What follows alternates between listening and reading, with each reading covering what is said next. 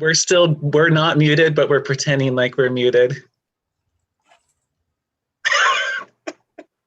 It's wonderful to be back on the same screen with you, Commissioner.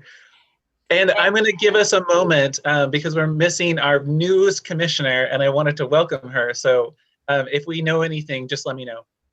Oh, she might be on now. No.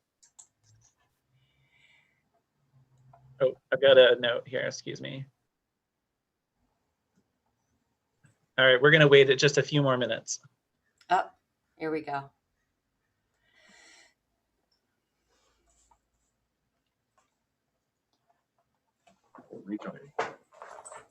There we go. And Can you guys hear me?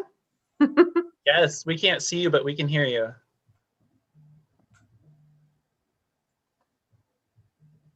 I can't hear him though. That's because we weren't talking. We were still pretending like we were muted. Yeah. And we are live on YouTube, but we haven't started our meeting yet.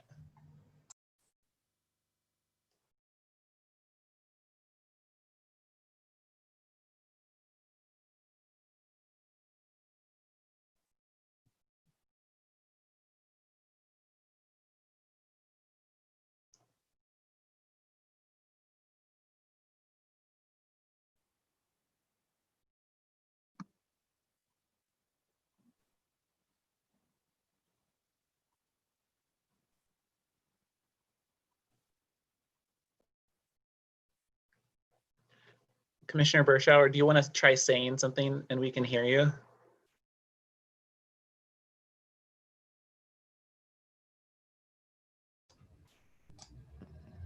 I'm sorry, commissioners. I was just running down the stairs. Can you guys hear me?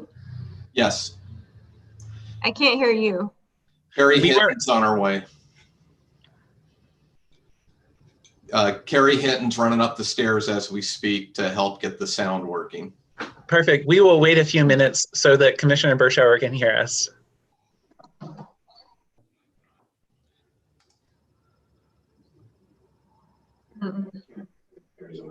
Okay. Okay, thanks.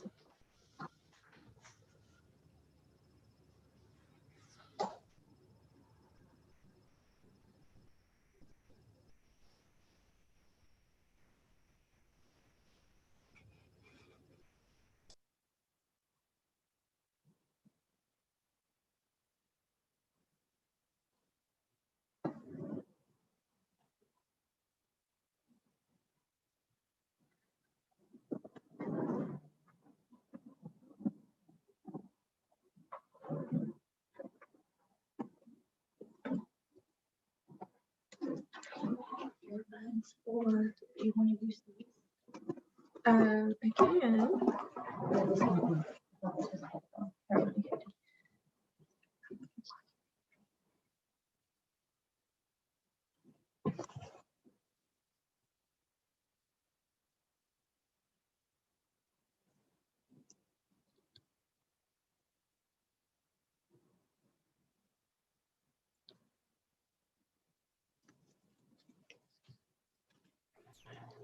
Carrie Hinton, do you want me to say something so you can see if you can hear?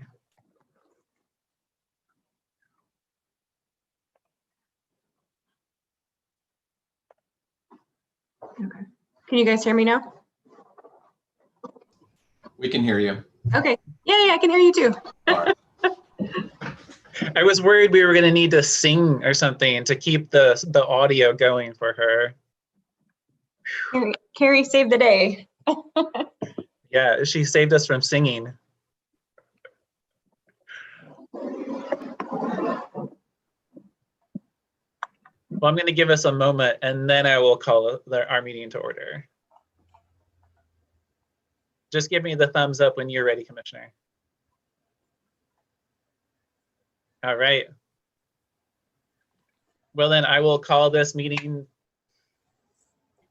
to order of the Yamhill County Board of Commissioners formal and informal session for January 7th of 2021.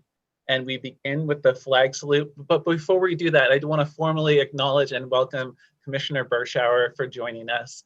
Thank you. And would you mind leading us, and the rest of us will mute ourselves, Commissioner Bershauer. Does that sound good? Give me the thumbs up if that works. Okay, great. Sorry, I'm still working to get this right. I'm going to stand. I pledge allegiance to the flag of the United States of America and to the republic for which it stands, one nation, under God, indivisible, with liberty and justice for all.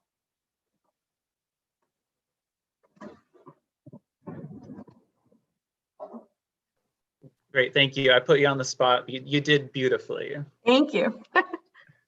And I did want to, we're a little bit out of order, but I did want to acknowledge, since we just did our flag salute, that one of them, the peer support specialists at our Veterans Service team, died recently, Ed Howard. And I'm just gonna, if commissioners, if you don't mind, I'm gonna give just a very quick few words of remembrance, if that's okay. Yeah, okay. And I apologize. Ed was, since 2018, a peer support specialist with the Veterans Services team. He worked tirelessly and in good spirits to connect veterans with the services that they earned. His connections in the community include working with Champion Team, the Oregon Employment Department, the American Legion Post 21, and the local chapter of the National Alliance on Mental Illness. He helped many important community members in his time with the county, and we will miss him. Thank you, Ed, for your important work. And the local office of the Oregon Employment Department and our McMinnville Chamber of Commerce also sent us a request that I hope that we can consider, and I don't know the process of that, of dedicating one of the county flagpoles in his honor. And so we'll talk about that later, but I wanted to make sure that we got that out there so we could discuss it at a further date. Thank you, Commissioner. And I would like to, I appreciate those words. I would also like to just mention, and he had a special way of reaching out to people because he sort of overcame a lot of the concerns and the reticence of veterans. He had a way of doing that. Also, our HHS director, Lindsay Manfrin, has talked about a plaque that's going to be in the Kirby building where our veterans office is. So it'll be a plaque and a remembrance that will be on the wall with some of our other staff, so he won't be forgotten.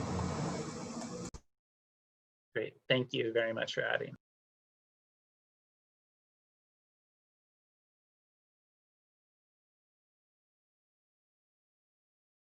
You're muted, Commissioner.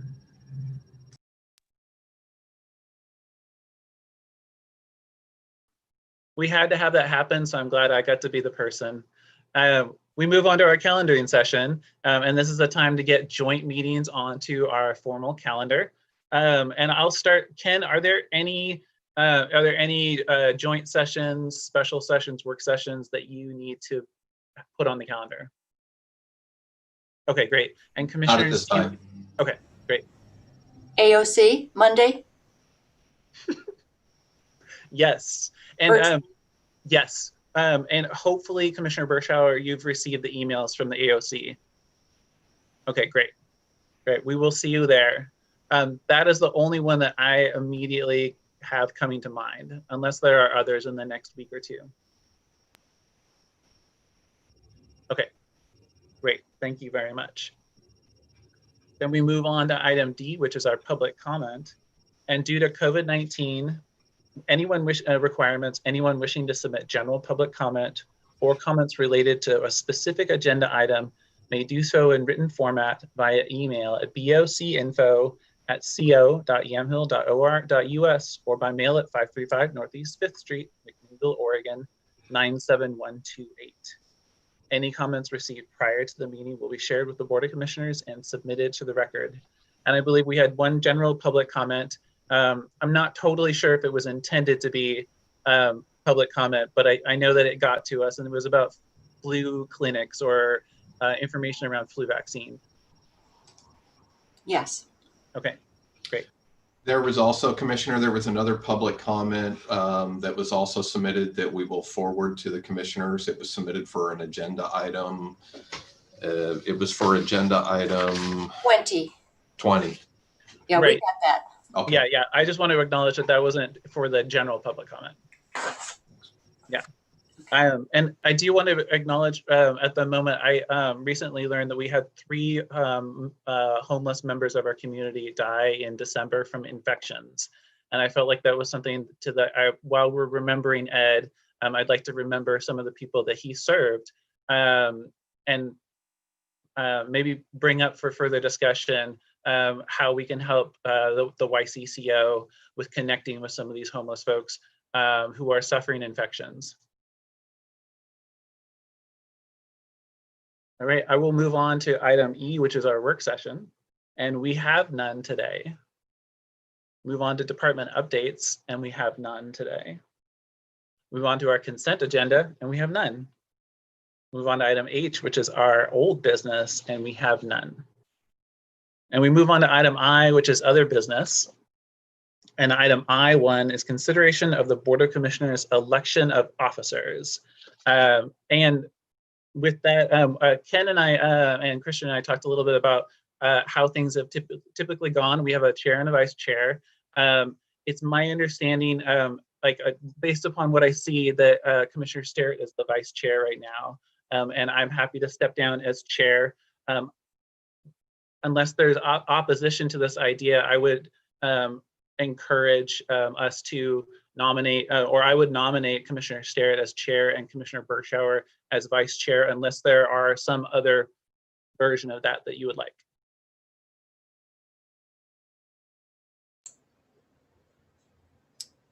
I have no objection.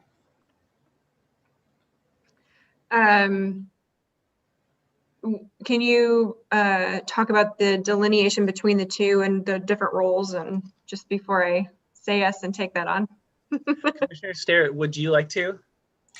I think it's important for us to remember that in our particular, the way we do things in Yamhill County is that the chair rotates. In some counties, it's actually an elected position, but the chair rotates typically from year to year. We have had years where we've extended it out. When we've had a new commissioner, we've had other commissioners that have stayed in the role of chair longer to get the next commissioner up to speed. So that pretty much is up to the discretion of the board in general. And the vice chair, so basically we all have one vote. There really is no specific difference other than the chair runs the meeting. We all have as much input as far as agenda items, whereas in other counties it's the chair who sets the agenda, but we all have that equal ability to add anything to the agenda. And so I would say that there really isn't much other than if the chair is not able to facilitate a meeting, then the vice chair would do so. But I think we all are pretty much an egalitarian form of a board. So for that, I'm grateful. And I'm grateful, Commissioner Kula, for your having navigated through some rather long and arduous land use hearings that we've had, and through the whole change in the COVID, the setup that the board has had to adjust to. So thank you for that. And that's really it in a nutshell. Unless Mr. Huffer would like to weigh in on anything specific to that, or Kristen regarding our ordinance. I don't think I could follow it up. I think you explained that perfectly. So. Yep, that covers it. Really, the primary role of the vice chair would be to fill in the absence of the chair and preside over the meeting. I must say that I have more confidence in you, Commissioner Berschauer, than I had in myself as vice, or as the suggestion of vice chair, which was borne out when I think we had Commissioner Sterrett was vice chair 2 years in a row. And the first year, suddenly we had her running a land use hearing, and I was grateful, being that I was like a 2-month-old commissioner, that she was running that particular meeting. I'm okay with it, but you're not allowed to go anywhere for a while because I gotta get my feet wet. No worries. Okay, great. Thank you, commissioners. And thank you for asking about that. I appreciate it. Then I would move that we appoint Commissioner Mary Sterrett as chair for the year 2021, and Commissioner Berschauer as the vice chair for 2021. All in favor signify by saying aye. Aye. Aye. Aye. Any opposed, same sign. All right, let the record show unanimous approval of appointment of Commissioner Sterrett as chair and Commissioner Bershara as vice chair. Thank you. Thank you. Oh, Commissioner, before, oh No. my gosh, I'm not running the meeting anymore. No, go ahead. Go ahead. No, I was literally just going to move us on. So I'm going to put myself on mute. Okay, I wanted to just go back to something that we have, you mentioned we have no consent agenda, but I'd like to address this with our administrator as far as the format of our meetings, if we could. Some of these items are pretty rote, they're contracts, they've been established, and unless there's any kind of specific discussion, I'm wondering if we are permitted to have the administrator and county council pretty much vet some of these, the ones that typically come by on a regular basis for renewal of contracts or extension of the dates of the contracts, and ask if we could do those in a consent agenda form, so that we, in just in terms of interest of time, and then also if a commissioner has an issue with one, we can pull one off. Is that something that is of general interest? Commissioner Kula, I would ask you what your thoughts are, since you've been through this process before. I think what we used to do when we had informal sessions was we would get that all out of the way, and then we would just vote on a consent agenda. Right. And I paused because I think the question, I heard it directed at our county administrator, but it really wasn't, now that I think about it. I would be happy to provide that level of delegation to county administrator and staff for putting contracts on there on a consent agenda, with the express understanding that if somebody has a concern about that we can immediately pull it off and put it on as other business. And if I may, Commissioner, because typically the consent agenda, like both commissioners were saying, typically when we used to have informal sessions, that was one of the major things that happened, was building the consent agenda. And the consent agenda is really reserved for those items that are kind of regular business items. But like Commissioner Kula was saying, under the procedures ordinance, any commissioner can request that an item be removed from the consent agenda and moved down into other business for further discussion. And then there's nothing that, in the procedures ordinance, you could even have, when that motion is being made or we're in that part of the agenda, that the board could have a discussion on that particular item within the consent agenda as well. So you have a couple options available if there's an item on the consent agenda that warrants further discussion, or the board would like to have discussion, and you do have the ability to pull that off of the consent agenda and move it down into other business. Would that be something that we would need to have a motion for, Ken? Or just consensus? I believe consensus is okay, because I believe it is still consistent with ordinance 900. I'm looking at Christian. Sorry, I was looking at something else I was going to mention in a moment. Can you repeat the question? Of whether or not there needs to be a motion or some type of official action to make this happen, or is consensus okay? Consensus is fine, because really this is just a procedural way of building the agenda for the meetings, right? Staff is not taking any sort of formal action on any of these items. We're with the acknowledgement and agreement of the board, preparing an agenda for you to review. As we've been talking about, any commissioner could pull an item off of the consent agenda. And if memory serves, when we were in informal sessions, we did not take formal action to create the consent agenda at those sessions either. Right. It was a discussion of the board with staff, and then those items that were agreed upon would appear on the consent agenda. So I don't think we need to take any other action. The ordinance 900 delegates general business operational authority to the county administrator for these purposes. So yeah, no, I don't think you need to take formal action to do that.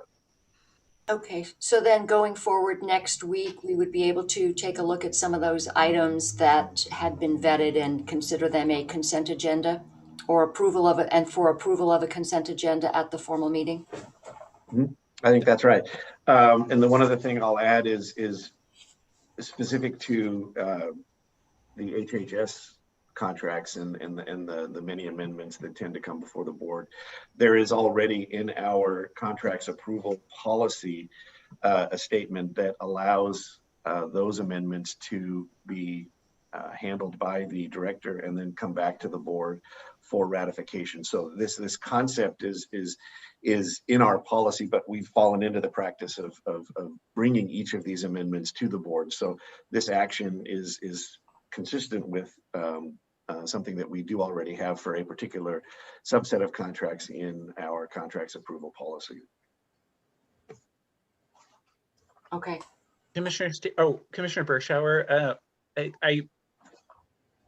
I need to just continue reminding myself that Commissioner Sarah is our chair, and I just wanted to see if there was anything you had. One of the things that I kind of did in this last year was, even though we went to one meeting, is then we just kept everything on the other business, and it felt kind of to me like I was doing like a pop quiz on my fellow commissioners about their areas of liaison responsibility. And let me tell you that Chair Sarah is excellent at having done all of her research about the contracts in her areas.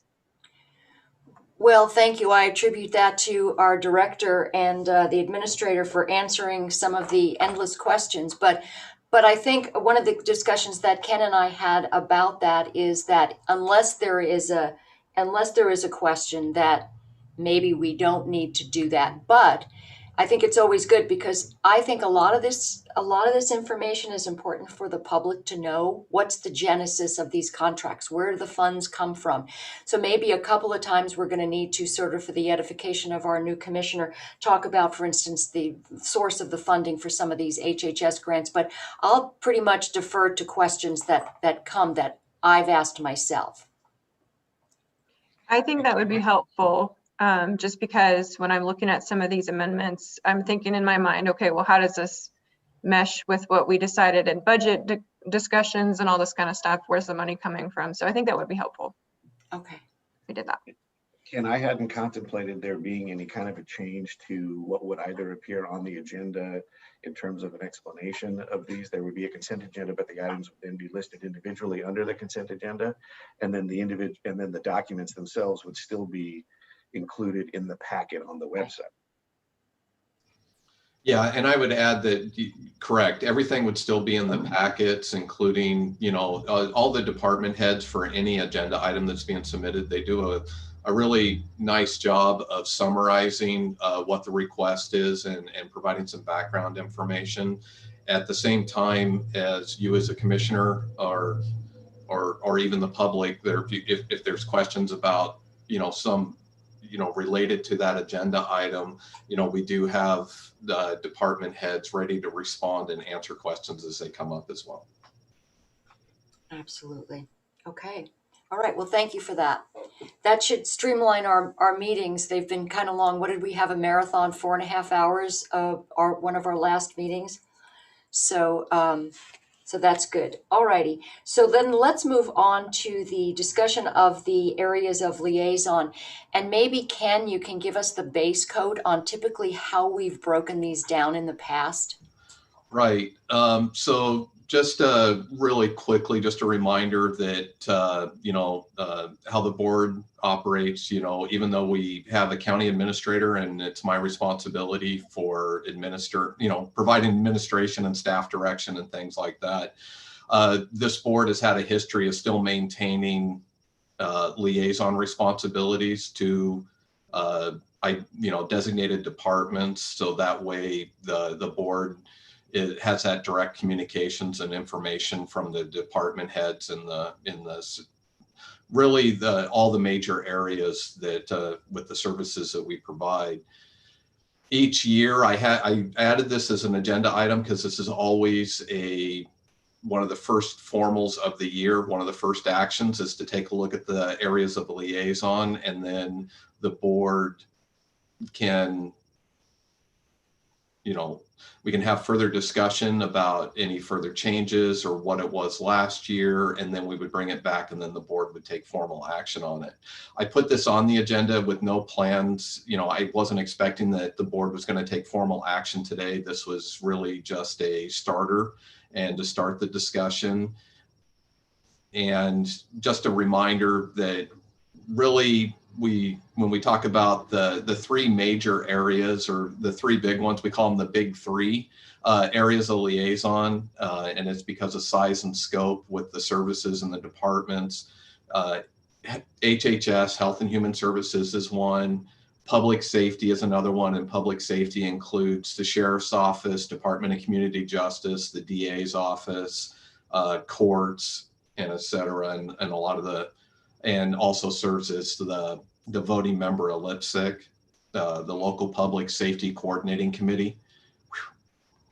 And then public works, and then I always include it to public works and land use, because a lot of times with public works, you have more than just public works. You also have soil and water conservation district. You have a lot of other land use. You have planning and some of those other areas that also fall under that public works. And so I personally refer to it as kind of the public works and land use, because it's a little more than just public works. So those are the big three.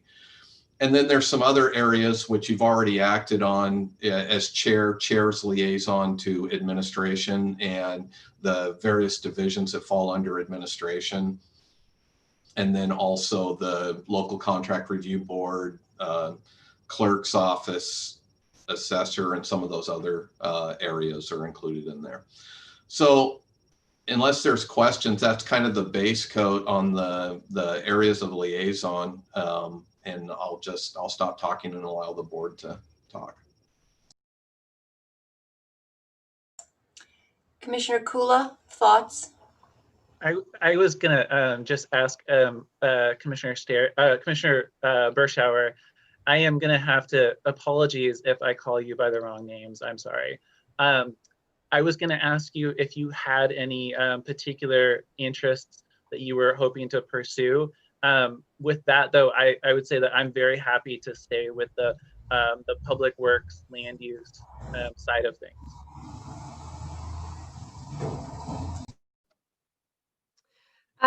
Yeah, I went through most of the committees, and I think that my strength, I was sort of looking at it through the lens of what my strengths are and also what my experience has been. And I do think that the committees that, or the departments that Commissioner Olson had probably are more closely aligned with my experience. So I wouldn't mind taking on, you know, public safety, even some of the economic development type of stuff. It sounds appropriate. I'm not sure I would want to tackle HHS at this point. I think Mary's done a great job with that. So yeah, I found myself marking off a lot of the departments that Commissioner Olson had in terms of just how I might more naturally have a fit with those departments. So. Thank you, Commissioner. Commissioner Kula, do you see anything that, because I know, let's see, is there anything that you see that, even if it's just sort of a line item type of thing, that you wanted to address? Because I know that one of them, like veterans, we'd given to our past two commissioners who were in fact veterans, and we don't have a commissioner who's a veteran. So I think since it was originally with HHS, it would go back there unless you had a specific interest in that. That I was going to suggest that. I thought it would be appropriate for you to be a liaison to it, but I'm also happy to do that. It's an area that I've been involved with peripherally, and I have strong ties to the American Legion Post 21, but it is an HHS area. Well, I think that at this point, I would put it back into HHS, because I know that when the questions come up, I know with Director Manfred this week, we had a question about the veterans contract, and she was able to address that. But I also would welcome any of your peripheral types of involvement with that community. and weighing in, since none of us are veterans, except Right, for our administrator, who is hoorah.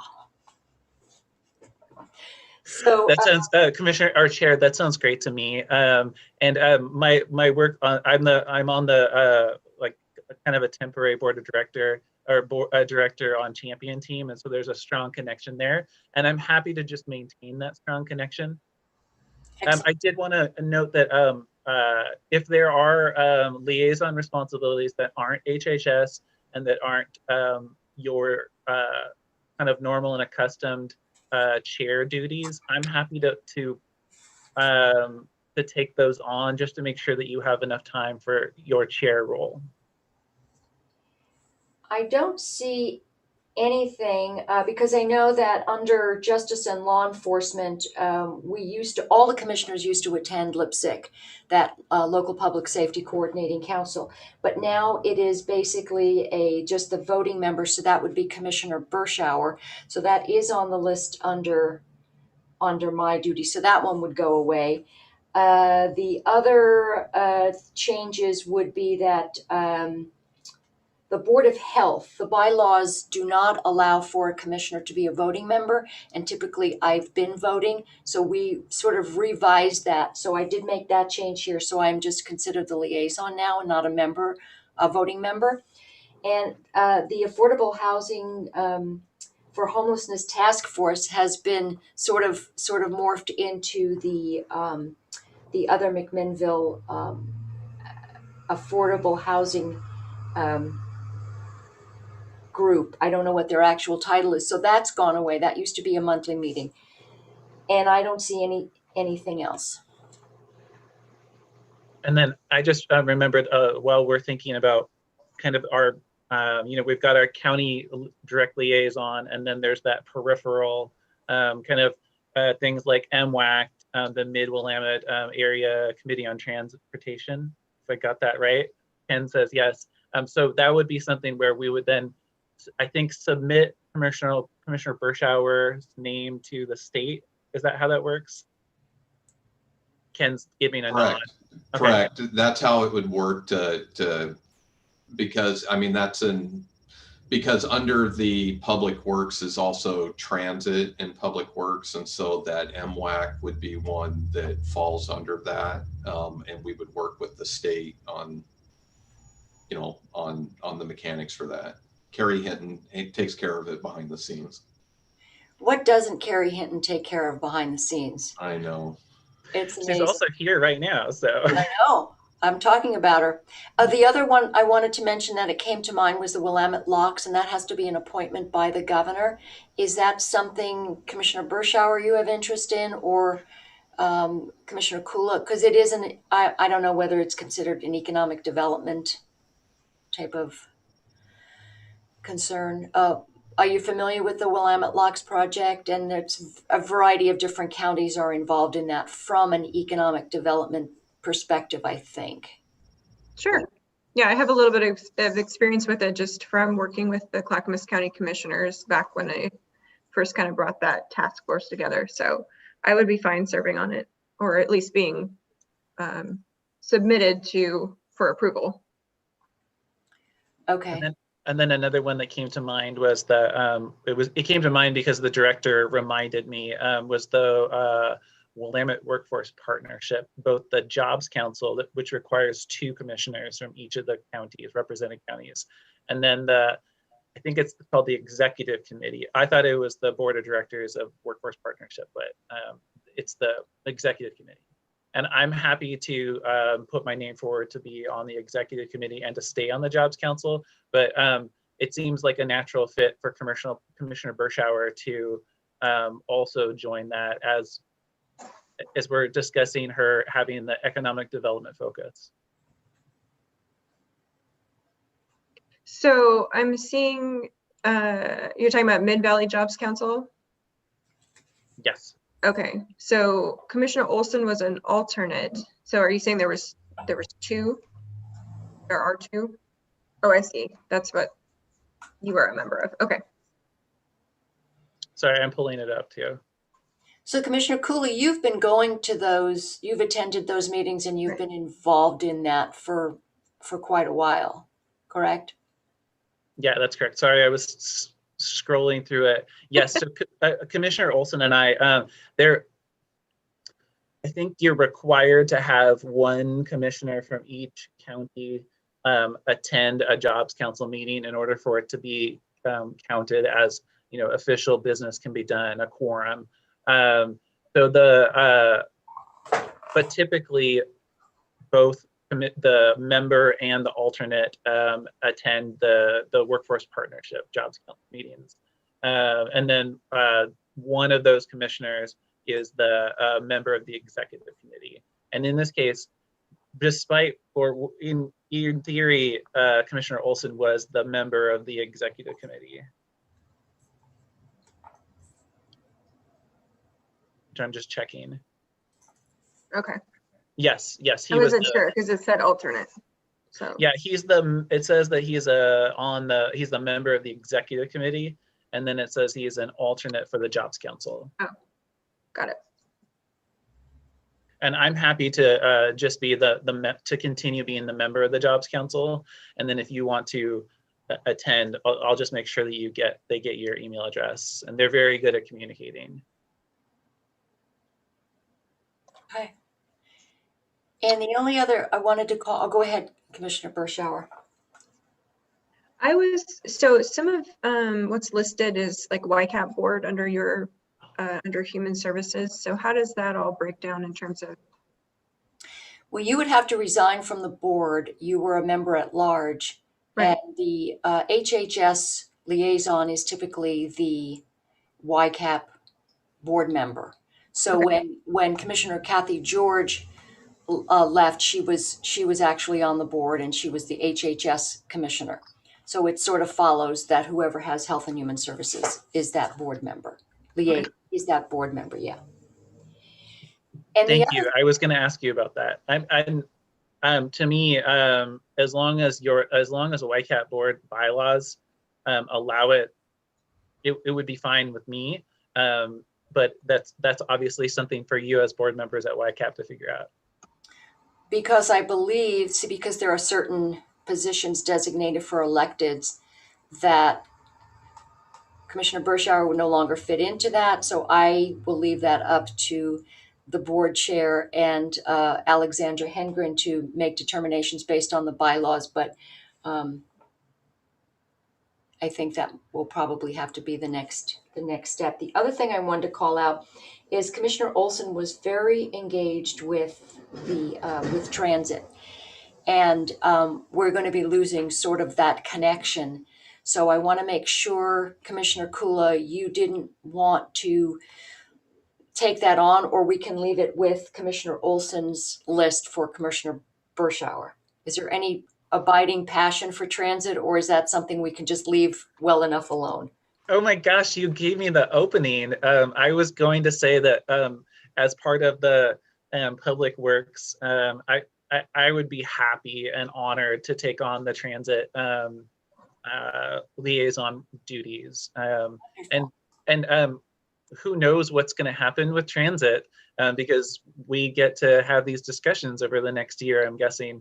But in the meantime, I'm happy to do that. And Cynthia and I have an ongoing conversation. So that's wonderful, because that's huge. I mean, just the past year, the changes have been amazing, and I think we're going to see even more changes. And if you've been involved, I think it's a perfect fit for your other liaison duty. So thank you for that. So maybe we can make that change. Commissioner Bershauer, are you okay with that at this point? Yeah. So is it are you talking about everything under transit division, meaning transit board, committee, all of that kind of stuff, or? It would be transit, and specifically the transit area committee as well. Okay. That would be the commissioner that serves on the YTAC committee. And then I just want to acknowledge too that I know that Commissioner Bershauer has attended the Parkway Committee meetings. and that was something that Commissioner Olson was his responsibility. Is that something that you would like to do too? I just wanted to make sure, like, an affirmative or not. Is the Parkway Committee something different? It's, Is it- oh, go ahead, Ken. No, I was just going to say, because I'm glad you're having these discussions, because I forgot about that. We had some that were traditionally in a group, but we had made some special based on the interest. So the Parkway Committee, this is the committee that meets and talks, primarily about the bypass. But I believe there's one designated commissioner representative on the Parkway, or serves as the liaison to that. And Okay, I I think guess- that they end up being a voting member, or at least I know that when there's emotions, Commissioner Olson will vote. So Commissioner Bershauer, my understanding is that you've been involved sort of on the sidelines with a number of different connections to the BIPAP Parkway Committee in terms of the economic development component, which is sort of how we look at it, and was wondering if that would be something you would be interested in. It's once a month, right, Commissioner Kula? Mhm. It is a 7 a.m. on a Thursday, but everybody is perky and It's virtual. I guess go anywhere. I naturally kind of lump that in with transit more than economic development at this point, just because that's sort of the phase we're in with the Parkway project. So, I don't have any pressing need to serve on the Parkway Committee, I guess. If you want to keep that with transit, I support the bypass development, so in general. Well, I'm happy to raise my hand. Okay. All righty. Is there anything else that we wanted to call out specifically? Maybe we want to address AOC at this point, and in terms of our subcommittees. So at this point, Commissioner Kula, are there particular subcommittees that you're attending and you wanted to continue to attend, correct? Yeah, yes. Well, I know that you've kind of taken on the public lands subcommittee of natural resources. I have generally been attending and following their agendas, and kind of by happenstance, I've been at every one of the community development and transportation. So I'm happy to continue kind of blocking out those two. Because originally I was doing what we called natural resources. It was water and public lands, natural resources. I mean, now it's all one, but it is in conflict with another meeting. So when AOC sort of did that contraction, we had to sometimes go to one meeting for an hour and the other meeting for half an hour. So unfortunately, I have not been able to go to those because there's a conflict. So if you wanted to continue those, and then Commissioner Bershauer, do you see anything on AOC, or would you rather just maybe spend a little time figuring out, because there's governance, there's public safety, those could be subcommittees you could be involved with, and then also legislative as a just to attend those meetings. And Monday is AOC Day, and you'll get a list of all the different meetings and what time. And since they're virtual, you can probably toggle back and forth.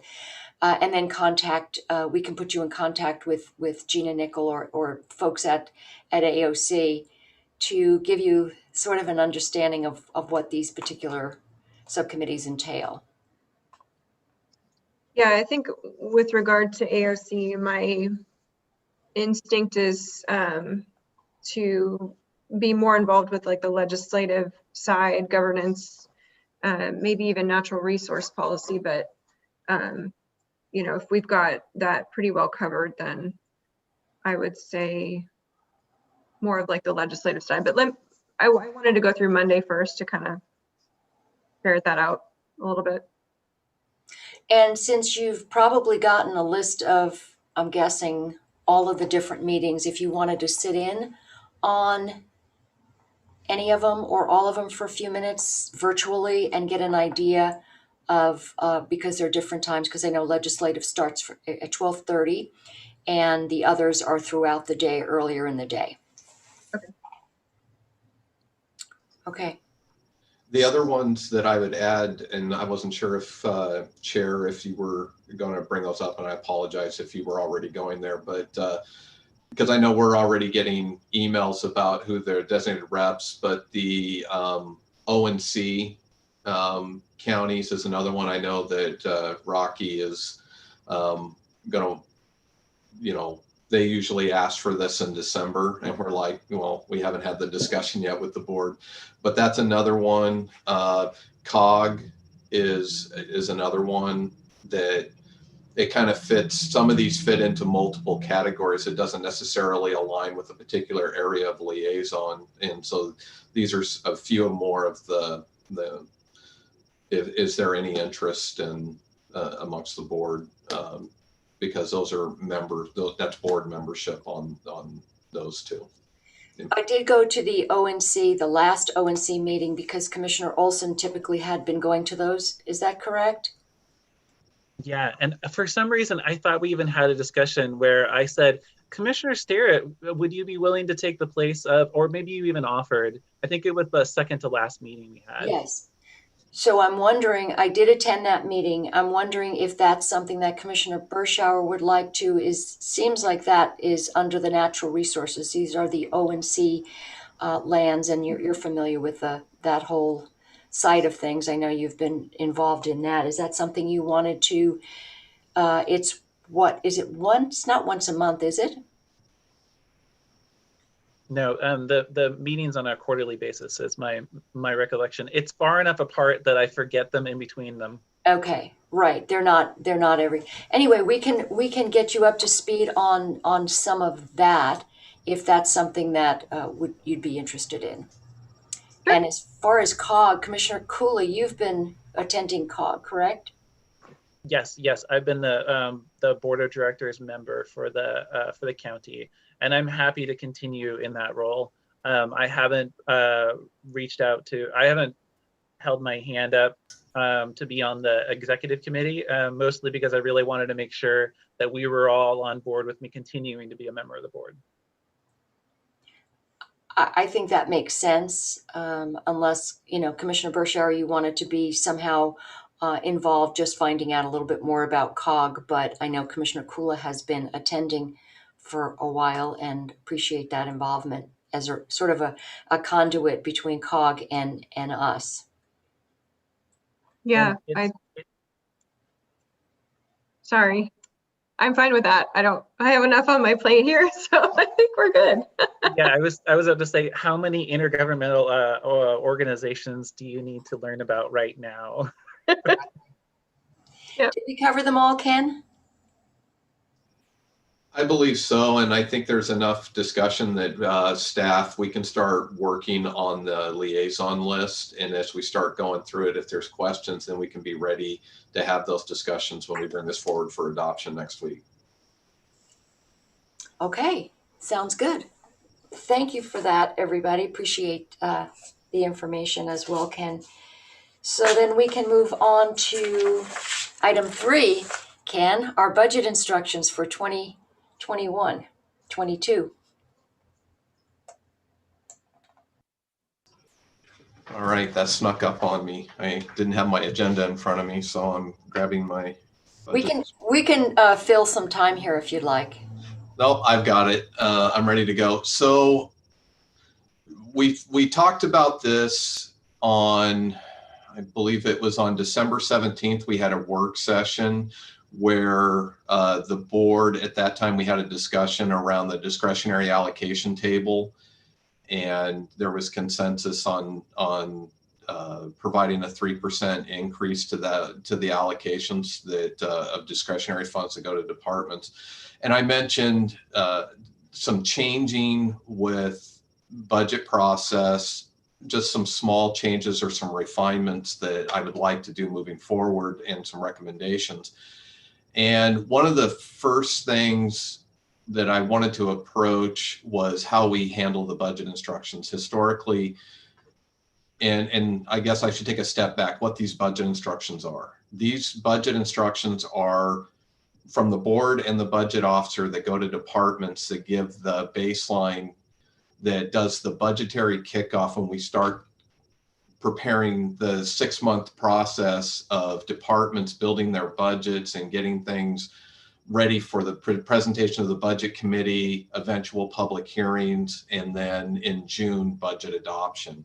So these budget instructions they're more of an internal process because it does provide some policy guidance in addition to giving instructions on, things like what departments should be budgeting as far as discretionary allocation, what they should be budgeting for internal charges, some of those standard costs that we summarize out of the 5 collective bargaining agreements that we have.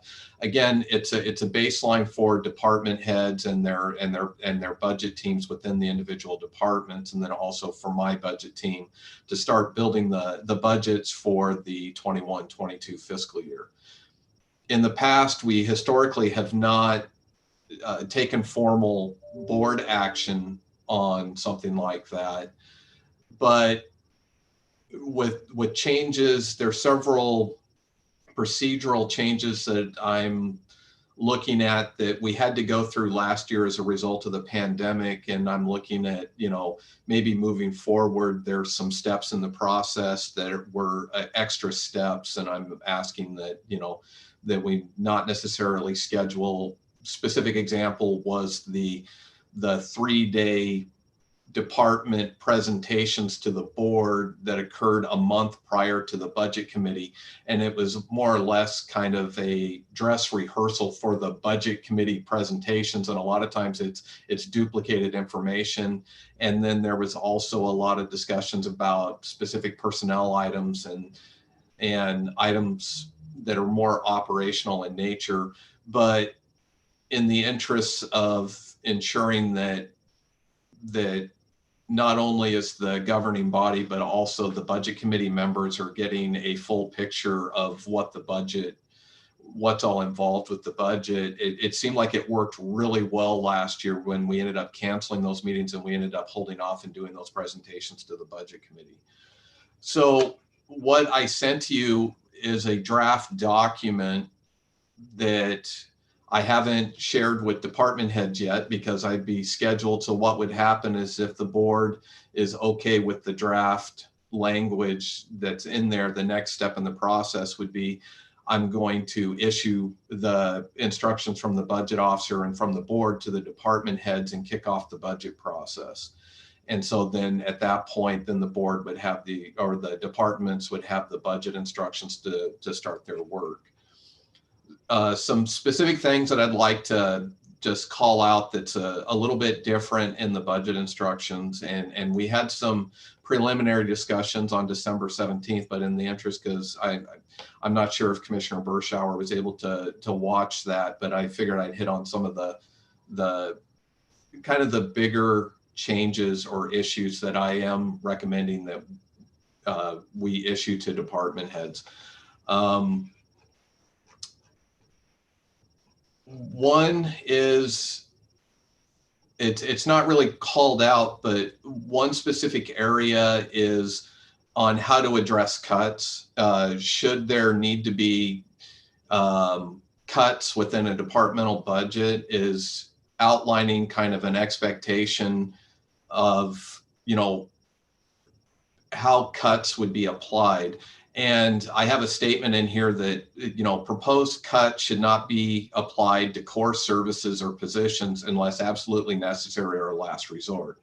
So, if a department needs to make cuts because of revenue issues or challenges, they should first be looking not at core services, but looking at other elements within that department or that office budget, materials and services, capital projects, things like that, before we necessarily end up cutting those core services. So there's some guidance that was added to the budget instructions, because that is something that has come up in previous years, to where if a department's having a challenge and they're coming to the board for an add back request, that, you know, they're not necessarily shortcutting the process or, you know, on how they're applying those cuts. We should be sharpening our pencils, and especially in light of being in,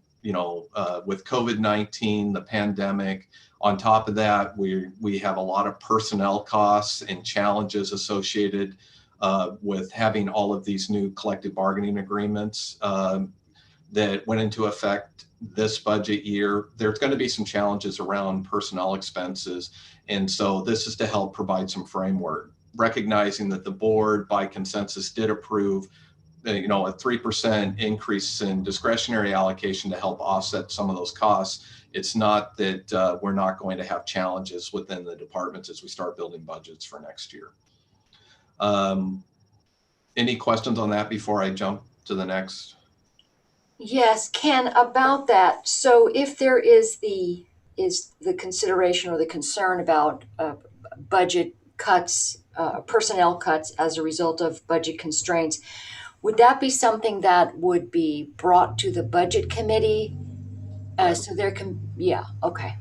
Correct. You know, so what would happen is if I'll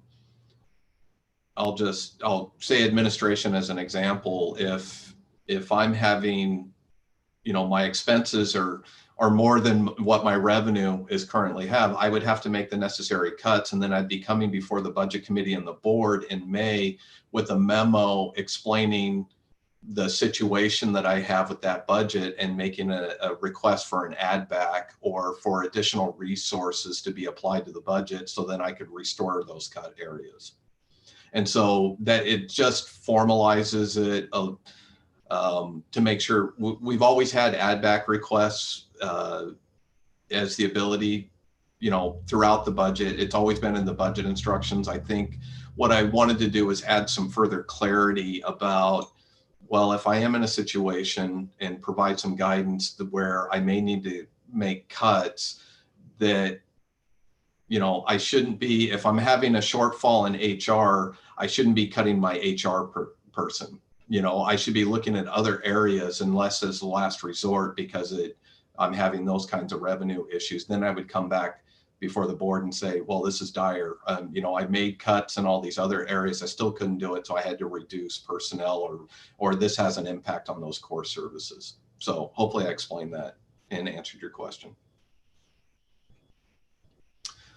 One of the other new ones that I am proposing that I've added to this is budgeting for materials and services and capital projects, that we're asking for departments that if they're budgeting more than a 5% overall increase to their materials and services or capital lines, that they need to prepare a memorandum for the board and the budget committee, so we can have a discussion on that. Again, this is something that I think we need to have the discussion, and I think all of you have been involved, as Commissioner Bershauer, with your involvement on the budget committee. You've seen with the budget messages that I've had the last few years, you know, we have a lot of personnel costs associated to the services that we provide. And so trying to find that balance that, you know, again, if we're having difficulties, we should be taking a closer look and sharpening our pencils with some of the materials and services and other items that we have there. The other, and this was based on a lot of feedback that we had over the last several years from budget committee members, is a lot of questions come up when we're talking about new positions or reclassifications, or, you know, on how we change things. So the other part is asking for departments that if they're creating a new position, to include a 5-year projection to go with that. I know that was again, like I said before, this is a question that has come up multiple times from budget committee members and from commissioners. And so that's another new item that's included in in the budget instructions. Let's see. And then the other change is, again, with the current pandemic and the unknown on where we're going to be in April, and that the Board of Commissioners sessions was an additional step in the budget process. I have it in the budget instructions that we would just not have that. We would do an extended time for my budget as the budget officer and my budget team to work with departments and do the review process and get things ready. And even I'm looking at it and maybe some further discussion, but making sure that we're also extending invitations for liaison commissioners to maybe sit in on some of those admin reviews with those specific departments might be another means to make sure that you as the commissioners are getting a complete picture of what the budgets are looking like. So what I have proposed in here is we would do our administrative review. There would not be the 3-day service team presentations to the Board of Commissioners, and we would go straight to the Budget Committee in the first week in May. And I had suggested that given Commissioner Bershauer's experience that we're probably good with doing that. And Commissioner Starrett, I think, said encouraging things too. Yeah, it makes sense. And I think other than that, that was the major changes. Otherwise, most of the other budget instructions, other than just some housekeeping or some adjustments with tables and calendars, but for the most part, the rest of the budget instructions are pretty consistent as they've been in previous years. Yeah, Commissioner Kula. I just had a question for Ken. You had expressed maybe seen a change in funding and how it was being directed to fairgrounds. But I looked at the allocation table and they're not there. Are we going to have that discussion at some point as far as what you're thinking? I believe that is going to be, I believe the fairgrounds is one in particular, in looking at their current year budget and the impact of not having the events, the fair in particular.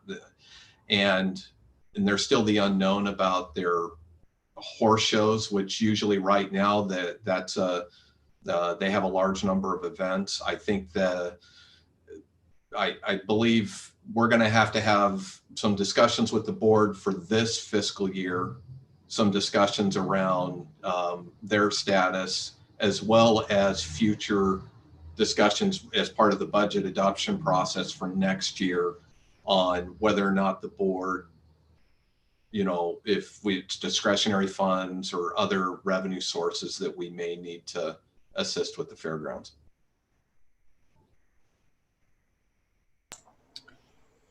Thank you. Anybody else have questions related to budget instructions?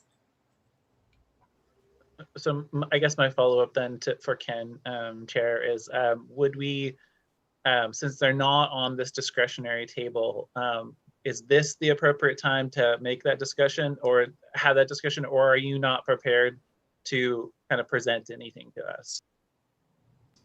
I'm not really prepared to have the discussion because I think, I've had conversations with Gary and we're watching the budget situation.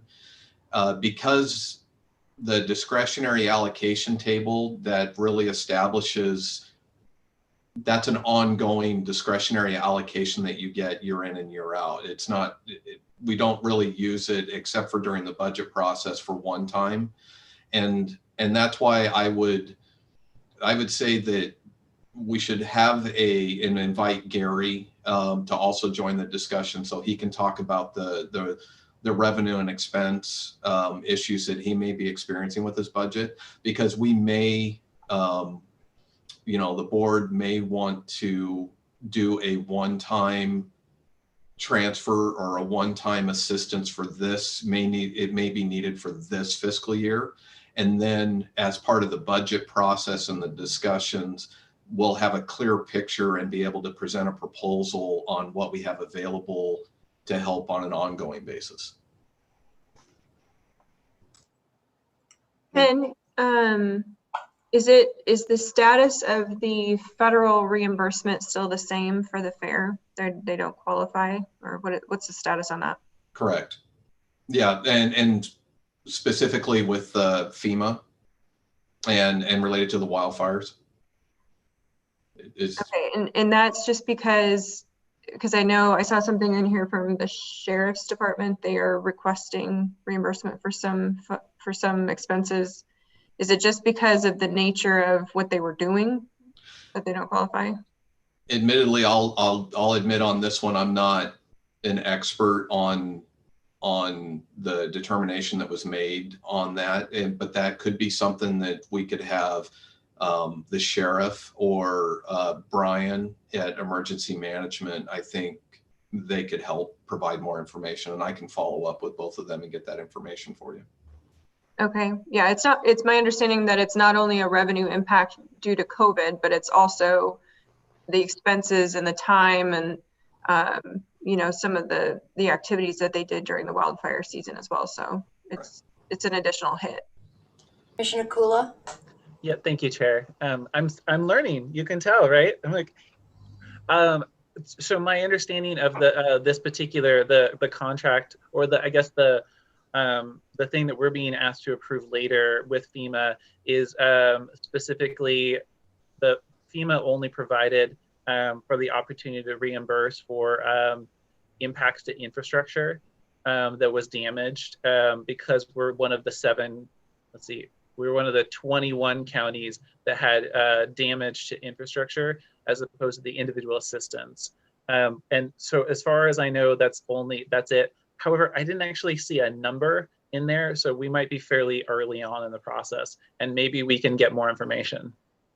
And also, I'm not sure if that we were considered one of the counties federally to receive specific funds. We were not called out as one of those counties. So unless I'm mistaken, I don't know if that had anything to do with the fairgrounds reimbursement. We were not, one of the, I forget how many counties there were. Yeah, I think there were 7 in that category, and then 21 in the damage to infrastructure. Right. Yeah, it's too bad because they did, as you know, Commissioner Bershauer, you were out there 24/7. You know that they incurred quite an expense.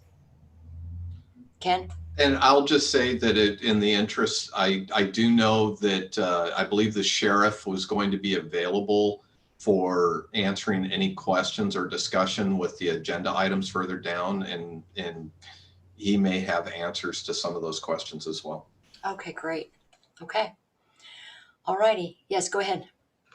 Ken, I was just going to say that I would appreciate sitting in on some of those department budget meetings that I'm liaison to, at least, for this beginning year, because I think that would be helpful. That would have answered a lot of my questions might come up during these meetings. So that'd be great. All right. So I believe we have to approve the budget instructions. So if there's no more discussion, I will entertain a motion to approve the budget instructions for 21-22. I move that we approve item I2, the budget instruction, or item I3, the budget instructions. We have a motion to approve item 3. Any further discussion? Hearing none, all those in favor signify by saying aye. Aye. Aye. Motion passes. We'll move on to item 4, which is consideration of approval of the Yamhill County Sheriff's Office to submit an application for a multi-year pilot program for a DUII enforcement deputy position to begin January 2021. And magically, our sheriff has appeared. I'm Sheriff here. Benson, thank you for joining us. We were just talking about you. I was watching and listening, okay. and so I pulled up all the needed information so I can fill you in on that after we're done talking about this piece. So first off, welcome Commissioner Bershauer to your first meeting. It'll be interesting at the point in time when we can actually get back in person and doing these things, but for now, I'm thankful for the technology. And in interest of time, because I know you guys got a ton of stuff to go over, this was more of just a kind of a conversation of just more of giving you guys a heads up of what I'm looking at doing with ODOT It says in here in the agenda item that we would enter an agreement effective January. That's more just along the lines of they could start as soon as right now, based off of the funding that they have. And so what happened was, as you guys are well aware, that we have had, unfortunately, a huge increase in fatalities in Yamhill County on our roads and traffic-related crashes. Specifically, we've had 7 crashes in 2020 where 8 people lost their lives. Majority of those are DUI and drug impaired related. And when ODOT reached out to us, they reached out to us based off of our numbers. This is very similar to what happened a few years back when we had our traffic deputy position that we had put together. ODOT said, hey, we've got some funds that we can put together, dedicate some traffic enforcement towards, at that time, it was distracted driving. And we had a traffic deputy go out, and during that 18-month period that he was out doing nothing but traffic enforcement, there were 0 fatalities on county roads. We since had that fund, those funds dried up.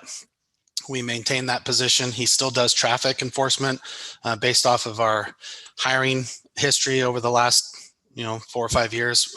He's had to also do double duties. But we're slowly getting back to the point where we can now put him back on to the distracted driving and speed related. But now the concern comes to the DUI and, more importantly, the drug impaired driving. As you are well aware, with Measure 110 coming up in February, as to a difference in the way that we handle drug use in the state, there is a huge concern. And just statistically, in 2009, or 2019, sorry. This would be pre-COVID related. We had 95 DUIs in our county that we arrested and 5 drug related DUIs. But then if you fast forward to 2020, the year that we've been, for the most part, locked down, people aren't really traveling anywhere. The amount of traffic out on county roads is, for a long time, was significantly less, and still a lot less than what we see on a traditional basis. But in 2020, we've had 143 DUI arrests, significant increase. And of those 143, 33 of them were drug related. So what ODOT is proposing is they have a lot of funds through the National Highway Traffic Safety that come into ODOT that they just pass through to us. They've come to us asking if we'd be interested in running what they would consider like a pilot program, where in essence, the original conversation was, like a 3 to 4 year grant cycle. They would basically fund the position fully, 100% for the first 2 years. And then we would have to split the cost in the 3rd year.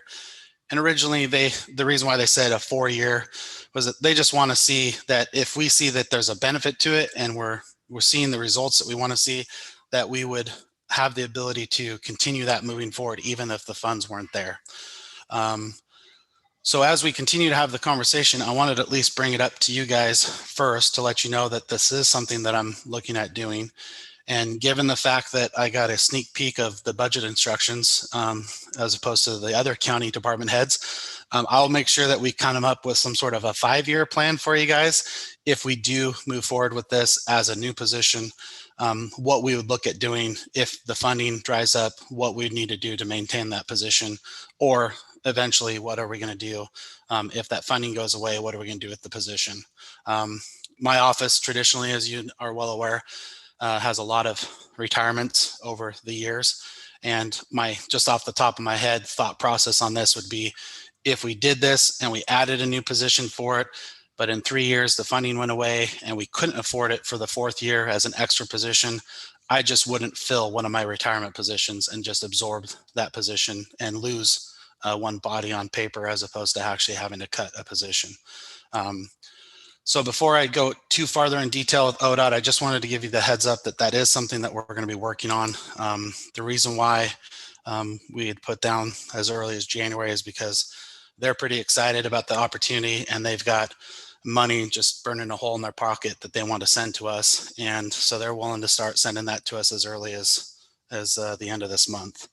So any specific questions about that?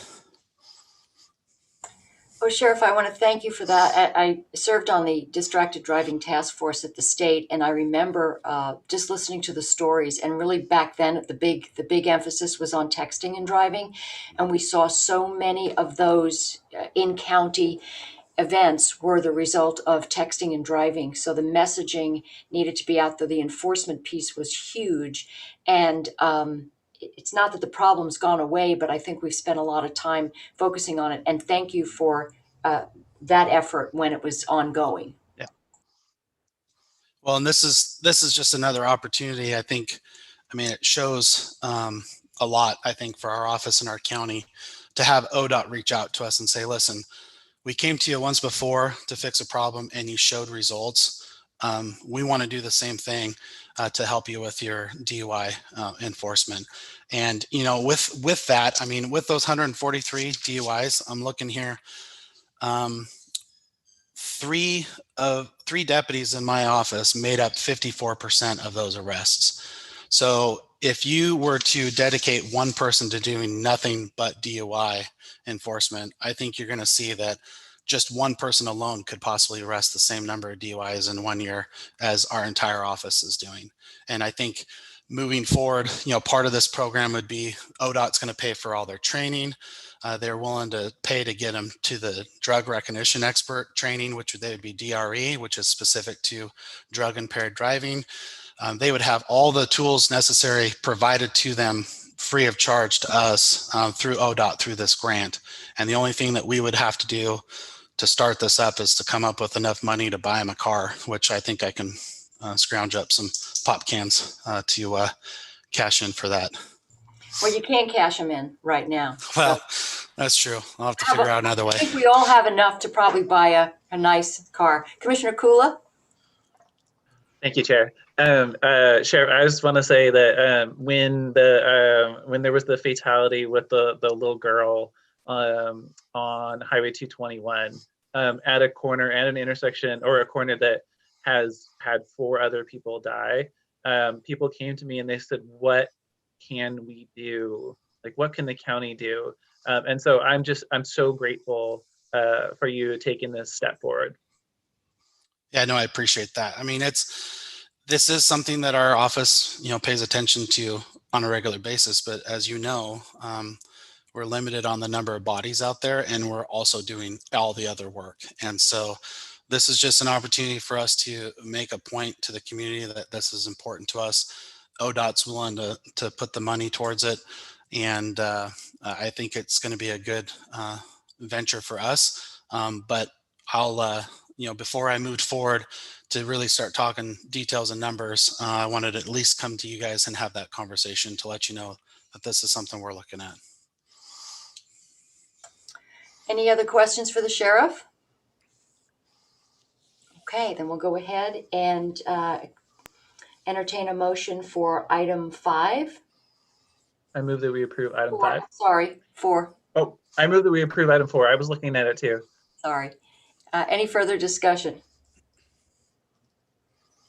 Hearing none, all those in favor signify by saying aye. Aye. Motion passes. Thank you, Sheriff. Do you want to stick around for the next item in case there are any questions?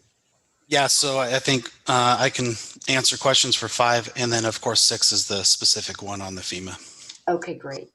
So item 5 is consideration of approval of the Yamhill County Sheriff's Office to submit an application for the 2021 Spirit Mountain Community Fund Grant to fund automated external defibrillation, AEDs, in patrol vehicles.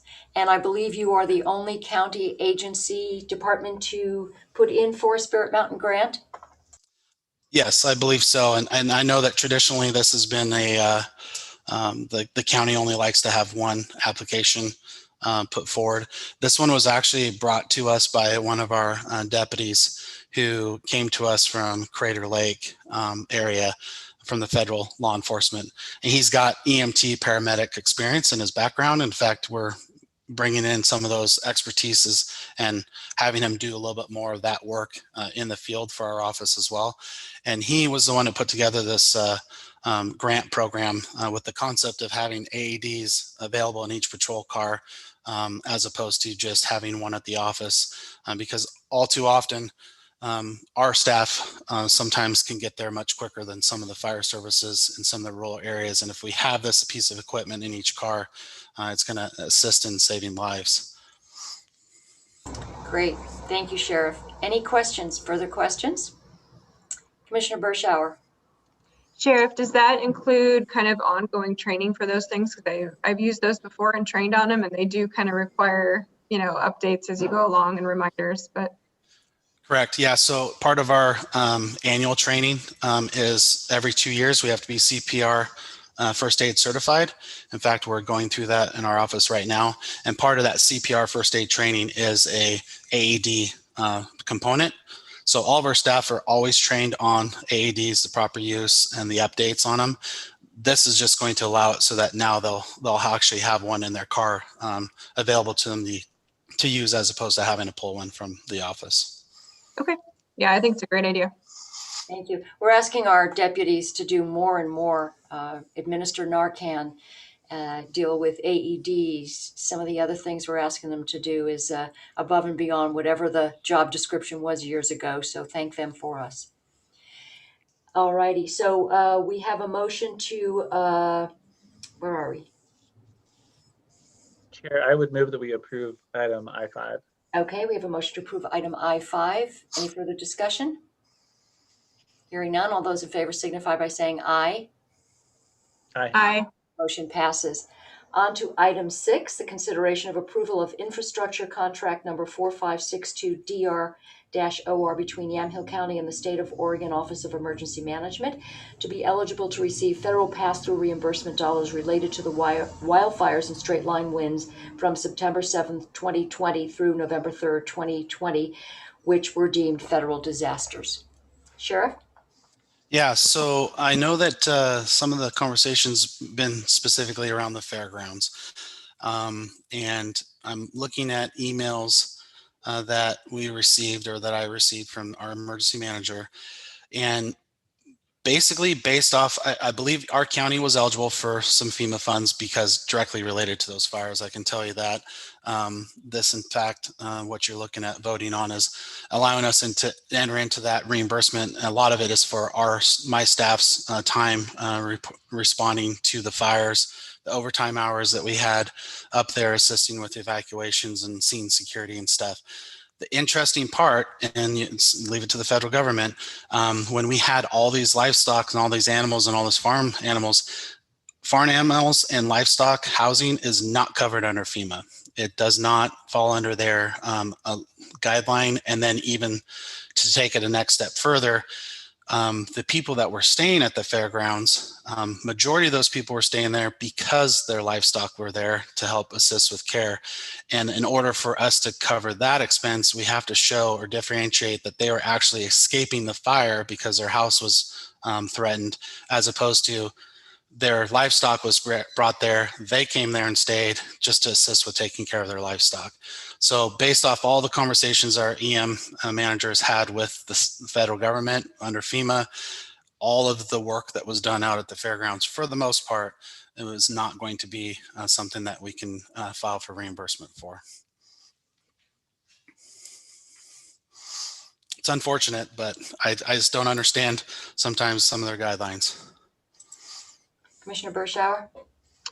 Yeah, I obviously I want to make sure that we can recoup funds from wherever we can for whoever we can, but I do think that's just such a shame because a lot of those people were escaping active fires that were threatening their homes. They just happen to have livestock.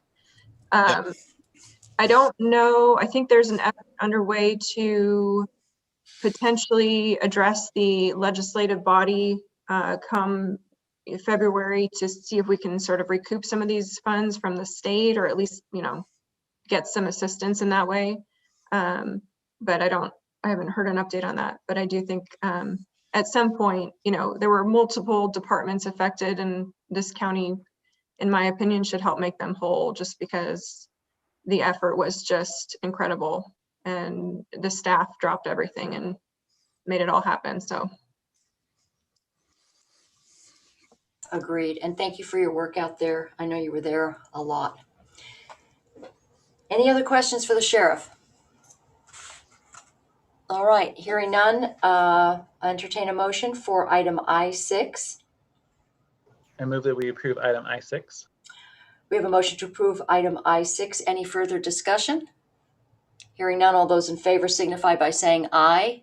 Aye. Aye. Aye. Motion passes.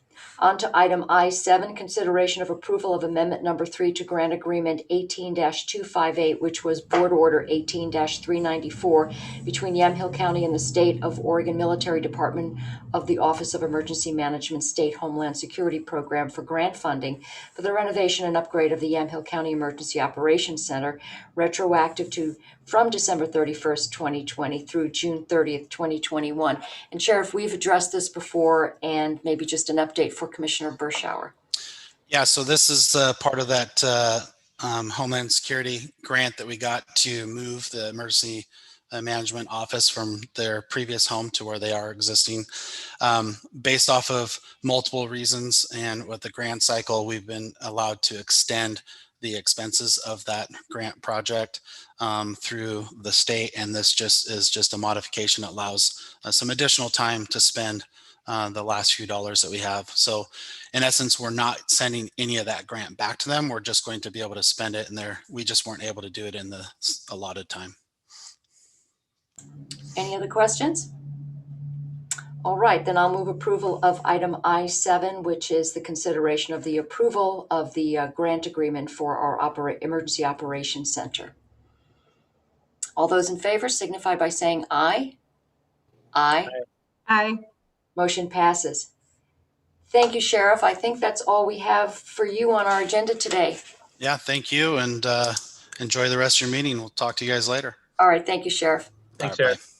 We'll move on to item I8, and this is the consideration of the request by Visit McMinnville to review the draft bylaws and mission statement for the proposed Tourism Advisory Committee. And maybe, you can bring Commissioner Bershauer up to speed on the presentation we had. I believe it was on the 17th.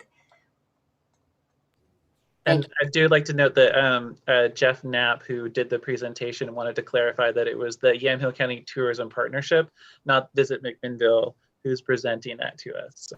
Okay, thank you for that. All right, make sure I was unmuted. I did email the commissioners a copy of the bylaws, the proposed bylaws, and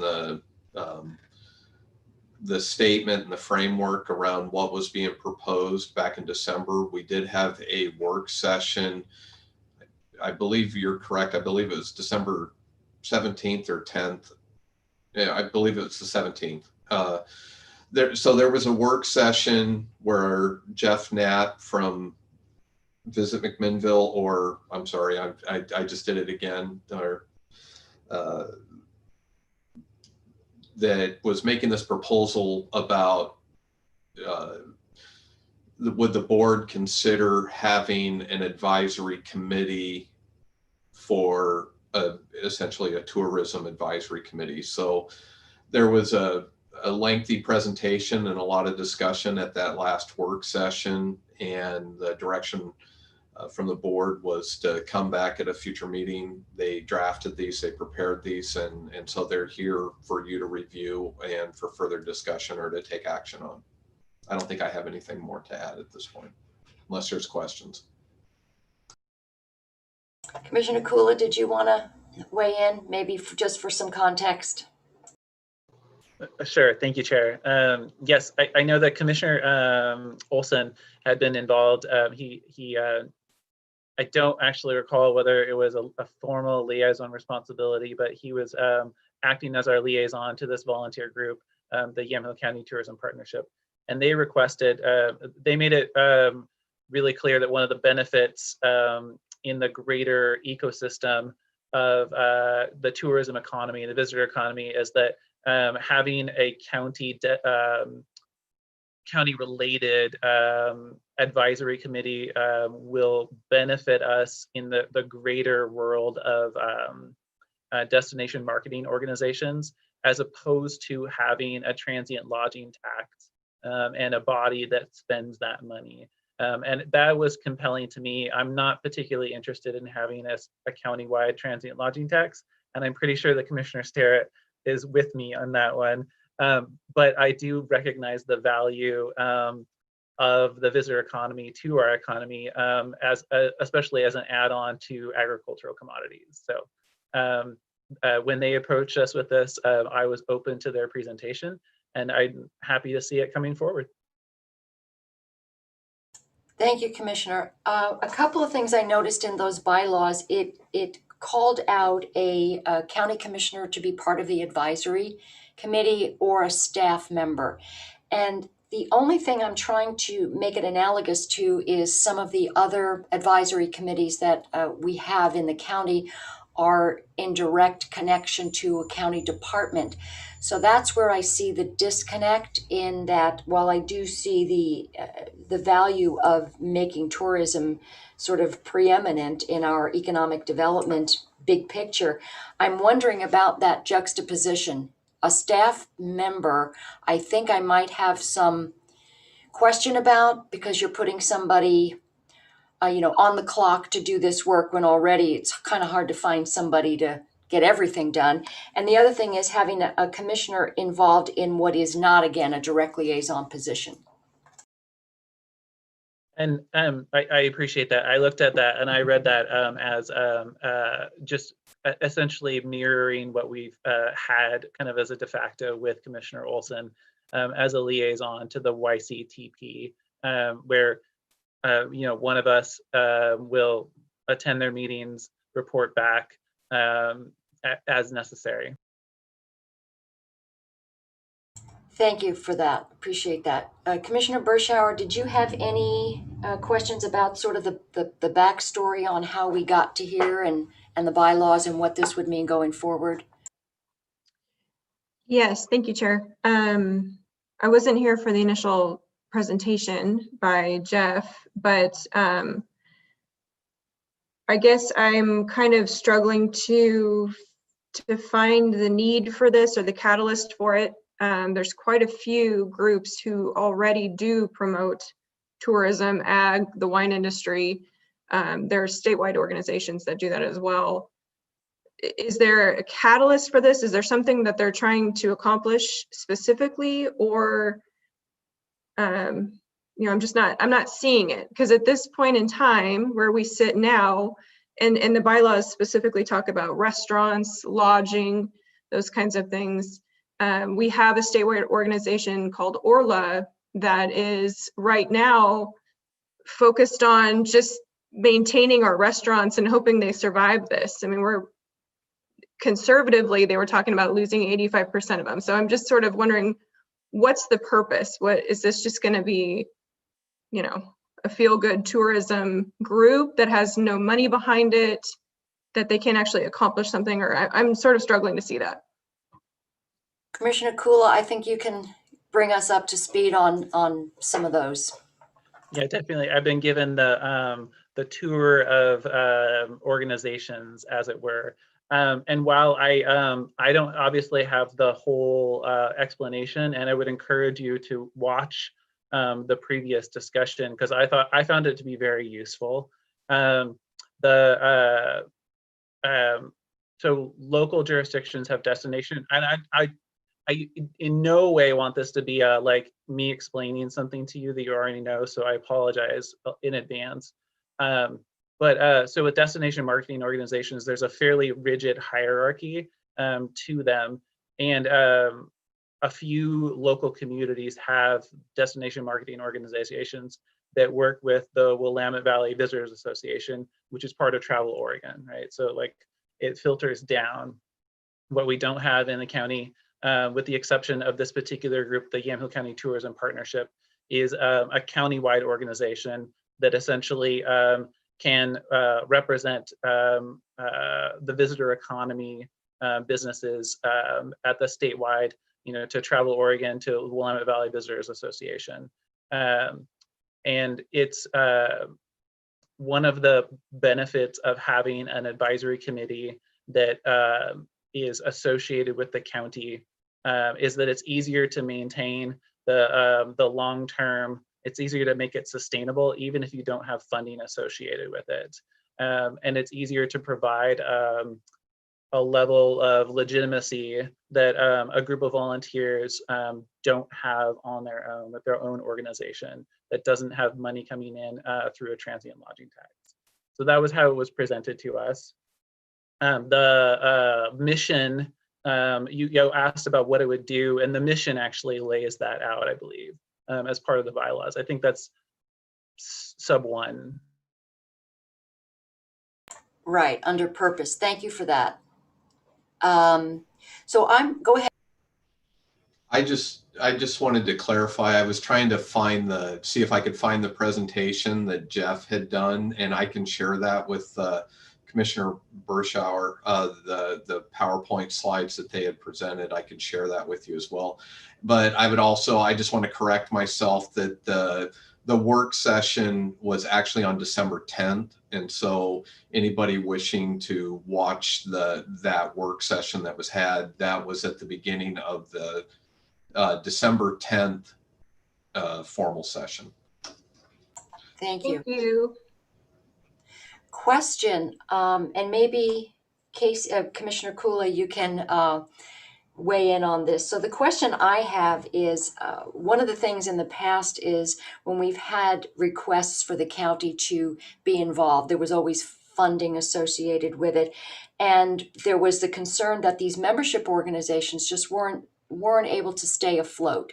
So you were seeing membership organizations dealing with the wine industry or tourism that were really struggling. And so I've sort of been reticent about the TLT, transit lodging tax, and I know you have, and I appreciate hearing that. But what I'm wondering about is what would be different about having a county, let's say a commissioner or a staff member associated with this, as opposed to having them advisory to the Board of Commissioners and coming and making presentations and updates? I think that's, on first blush, it seems like a perfectly appropriate way to form it. And that really would just be a format or how the hierarchy of it is formatted. But I think that that's totally reasonable. Perhaps we could even do something like get it into the regular department updates, but in the same way that we get one from Abisha, and maybe even time it for Abisha, so it's a quarterly thing. That's a suggestion that I can think of immediately. So And I wanted to, you had mentioned the TLT, and I remember when I was running for office, this was brought up with me, and I was like, and then as I learned more, I realized, oh, this is way more complicated at the county level than anybody could ever really, on first blush, recognize, or at least I could. But yeah, so I think that having a presentation to the board and then us guiding them or providing our guidance at that point would probably be helpful too, since they're the intent based upon the bylaws are that they be an advisory to, but also an outward facing. So if we have policy priorities in the visitor economy, we can set them on their marching orders, as it were, just like a staff member.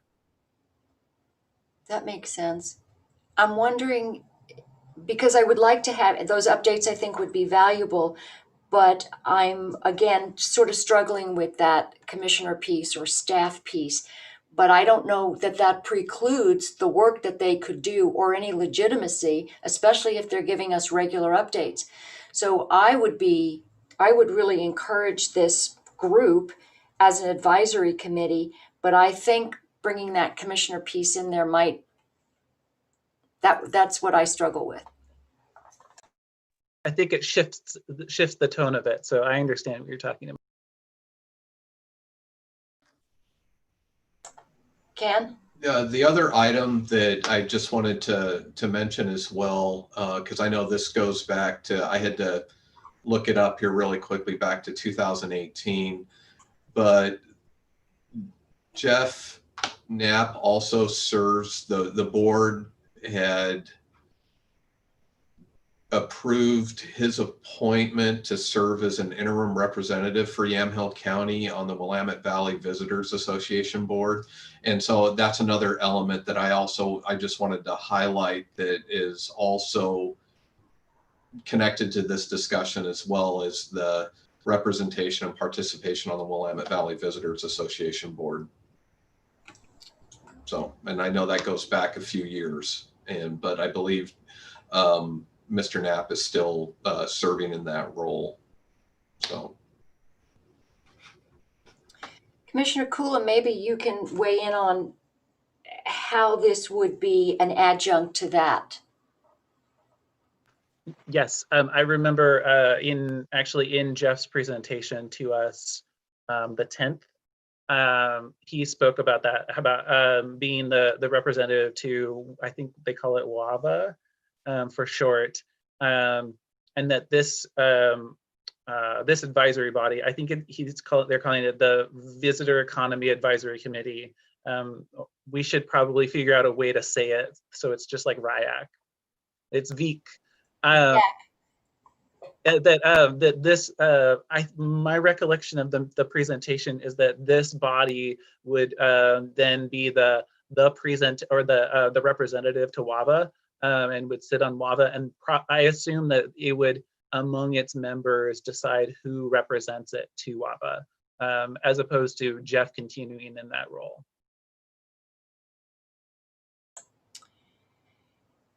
So is there any objection to, I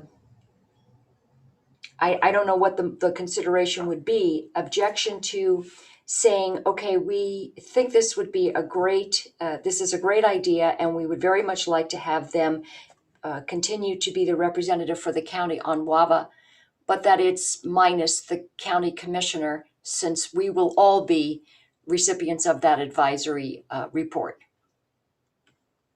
Ken, did you want to? Oh, go ahead. Sorry. I can see that since this is a review of the draft bylaws, and this is proposed to be an advisory committee to us, I think that we have the say in striking or changing, but maybe Ken has more information about that. But I can see us just going like that.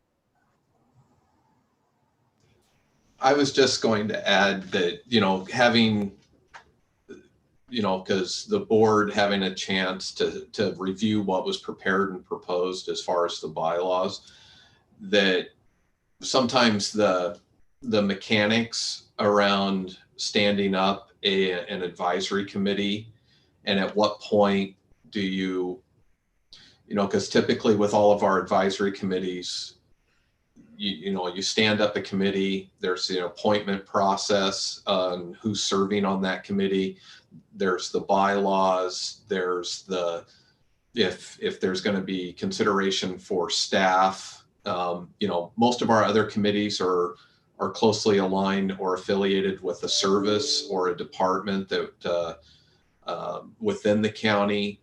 For something like tourism, that kind of touches multiple areas within the county, but we don't have a specific area or office that is solely tourism, and so there's some considerations, and I'm saying all this that if the board would like to proceed, maybe the first step is making a decision about whether or not to stand up the committee, and then the second part would be then coming back at a later date with the doing some work or some revisions or a markup of the bylaws, and then the appointment process and handling that at a future meeting. Just a suggestion. Commissioner Kula? Thank you, Chair. I'm learning this. I recall that I was looking in attendees, and I think that Philip Higgins is here maybe to speak about the DEQ project, since he spoke with us. But I know that he was present with Jeff Knapp for the tourism partnership. Do you want to pull him in, or would you like, because he knows this a lot more than I do. He's in the attendee right now.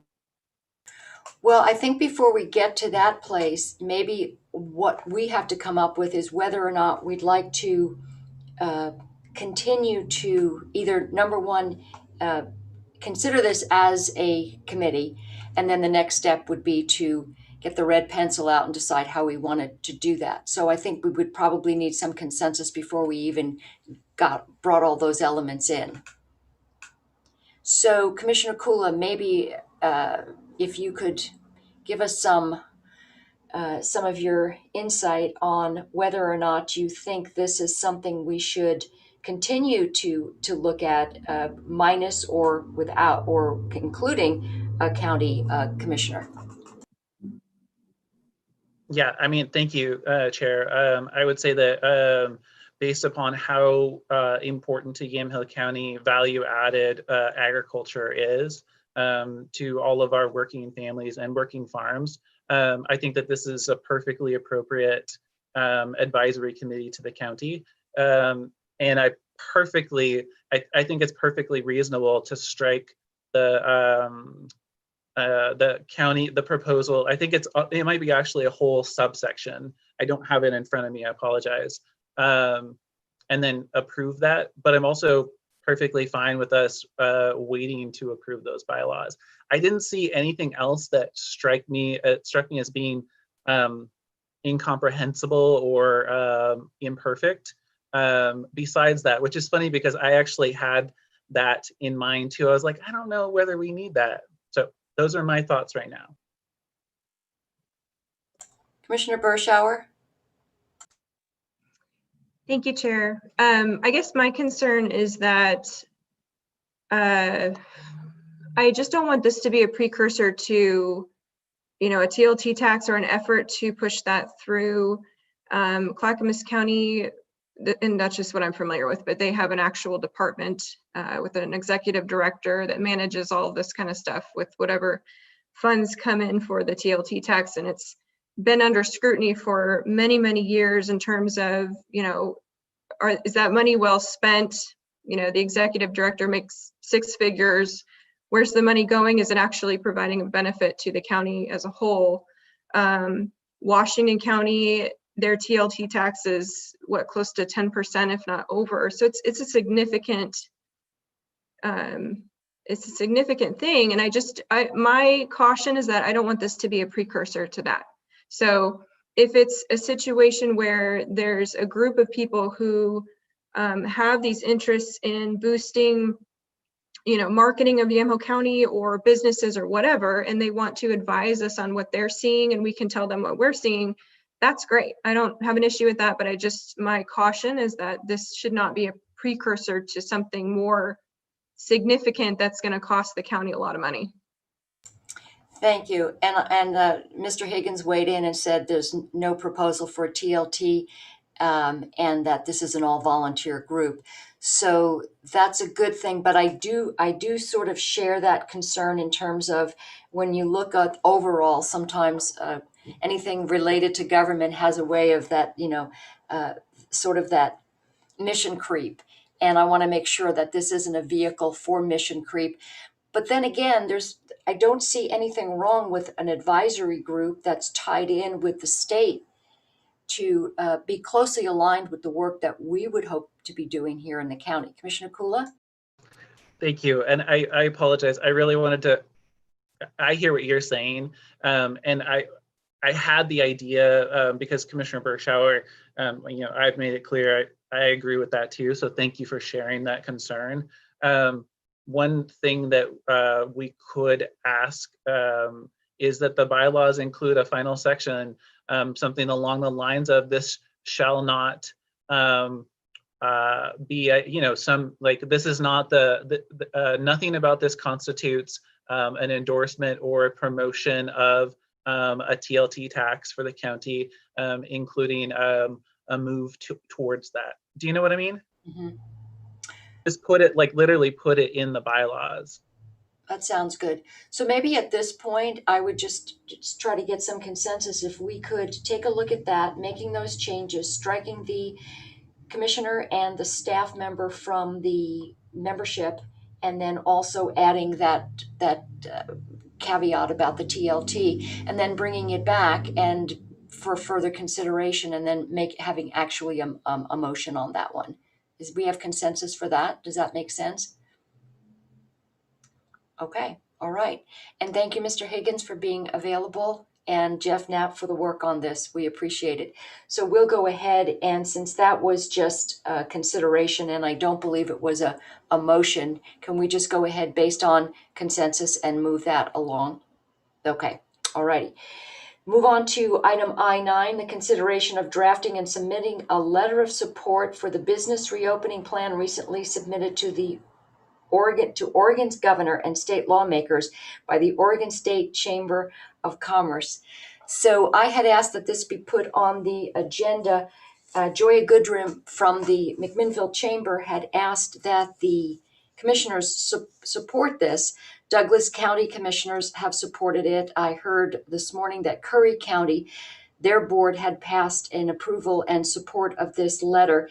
And basically, you've got the letter in front of you. The chamber has put together a reopening plan, and they're asking various county commissioners to support this.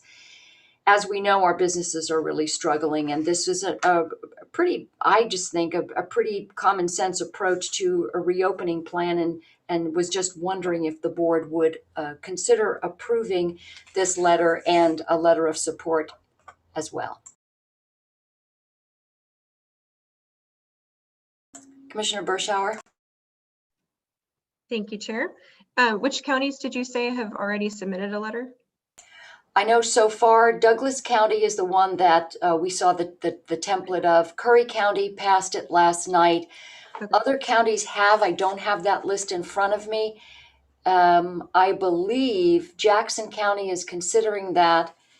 And also, just as an aside, Curry County also passed the board order that we passed on the 17th regarding OHA COVID data and the OSHA court validation for employers. Commissioner Kula.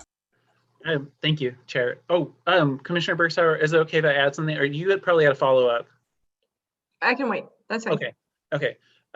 So I think that the first half of the letter is totally reasonable. I would approve it. The second half is so lacking in details that I think calling it a plan is not really speaking accurately. The thing that I thought was a little bit funny is that there's a link in was it the Curry County one? I forget. Let me pull it up. Douglas County, the one that you shared with us that's in the packet is from Douglas County. It has a link to the complete, click here for the complete plan. And it's literally just the second half of that same statement. There's nothing more, which was disturbing to me because it suggests that this isn't really thought out. And so what I would propose, or here's a proposal, is that Commissioner or Chair Sarah, you were on the roundtable where I mentioned that Mayor Wojtowski was working kind of as the president of the Oregon Mayors Association on a reopening plan. And what I wonder, so my proposal would be that we allow Mayor Wojtowski to share her draft with us, which has more detail about how to do this, essentially the second half in what I would call a more responsible manner. So that's just a proposal. It puts it off a little bit, but it's more fleshed out. Thank you for that, Commissioner. Commissioner Bershauer?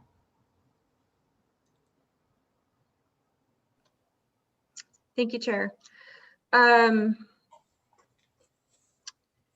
I support a letter just because I think that anything that we can do to communicate to our Main Street businesses that we stand with them and we are fighting for them is a good thing. I saw some numbers this morning that were pretty shocking. Oregon has over 40% of our homeowners, which include our small business owners, that are at threat of under threat of eviction or foreclosure. And the same thing is happening in the commercial property realm. You know, these small business owners, if you are a small business owner or have been, or if you're listening and you are, you know that the world just does not pause if you cannot open your doors. These folks are still paying taxes.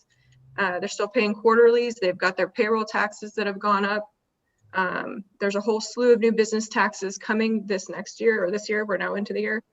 License fees, all sorts of fees that they're still having to pay. And yet, if you can't have customers in the door, it doesn't work. So I was shocked over the last summer, to hear from Orla that they are worried about losing 85% of our restaurants. And at this point, now that we're 10 months into it, I am not so surprised anymore. In fact, you know, I would be surprised if we don't go over that, which is devastating. I think folks are not going to recognize their main streets if we keep this up much longer. So I'm in support of the letter. I think that, you know, while they might be a little bit light on the details of how to do that, there's been other proposals made that include using some of the governor's own metrics to facilitate the reopening of restaurants, lodging facilities, gyms, those kinds of things under, you know, the same metrics that businesses that are allowed to open currently are using. So I think any effort that we can do to state very clearly to the governor that we are fighting for our small businesses, and these kinds of, you know, one size fits all metrics just are not working for us, is a good thing. So I'm inclined to support the letter.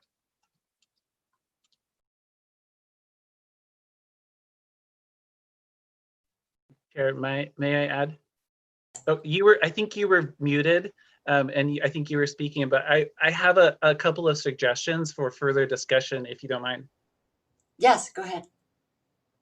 Great, thank you. I'm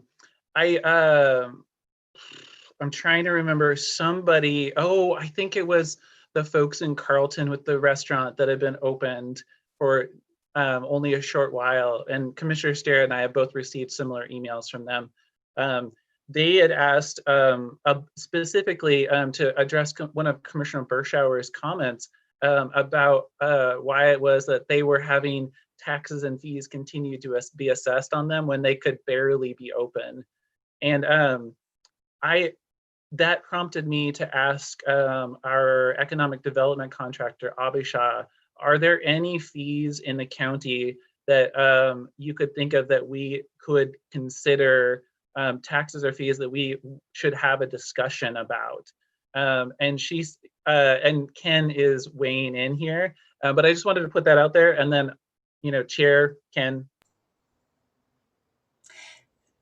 Thank you. Ken, I think maybe is a good time for us to talk about what we've been working on with our Health and Human Services Director, Lindsay Manfred. I had asked that we waive or do a grant program for our restaurant licensing fees. We're in the process of that, and I know that Ken and Dr. Manfred have worked on this considerably. I do have it in front of me. We have a number of as you know, the invoices go out October, and they usually start coming in January. So what we're trying to do is get ahead of this to either give grants for those who have, it's kind of tricky because we can't reimburse for fees, but we are working on this. Ken, do you want to give more detail? No, that was perfect. The only addition I had, it's the only reason we're still working on the financial pieces or those elements to it. We haven't, and that's the reason we're not ready to bring it before the board at this point. But again, Lindsay and I are working on that and hoping to bring that before the board, because we do realize that this is a very pressing matter. And so it's something that we are working on. That is so wonderful. And this is a very clear example of clearly we don't talk outside of these meetings. Well, because I'm so glad to hear that. Thank you. It's sort of not ready for prime time, which is why I didn't bring it up. And that's why Ken didn't bring it up, is because we have everything here.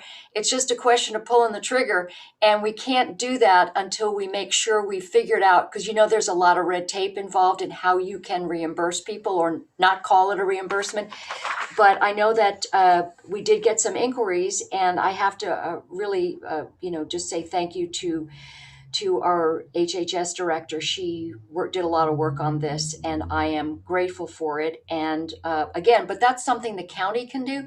But I think, as Commissioner Bershauer mentioned, we do have some increases in state taxes and just, people having to, keep the lights on. And that's something that we can't help with. Ken, did you want to add more about the licensing reimbursement, not reimbursement? Not at this time. I think look forward to we'll have something to bring before the board as quickly as we can. Hopefully in the next week or so. Thank you. Appreciate that. I guess now we've had the initial conversation, and I apologize for bringing it up a little too early. I promised Abhishek that I would bring it up, and clearly I should have pinged Ken first. Well, actually, this was something I believe Polk County had floated a while ago, and some restaurant owners had contacted me and said, hey, can we do that? That's when the discussion started. So it's been actually probably a month or so in the works, but we don't have the actual numbers, but we'll have those soon. Commissioner Bershauer?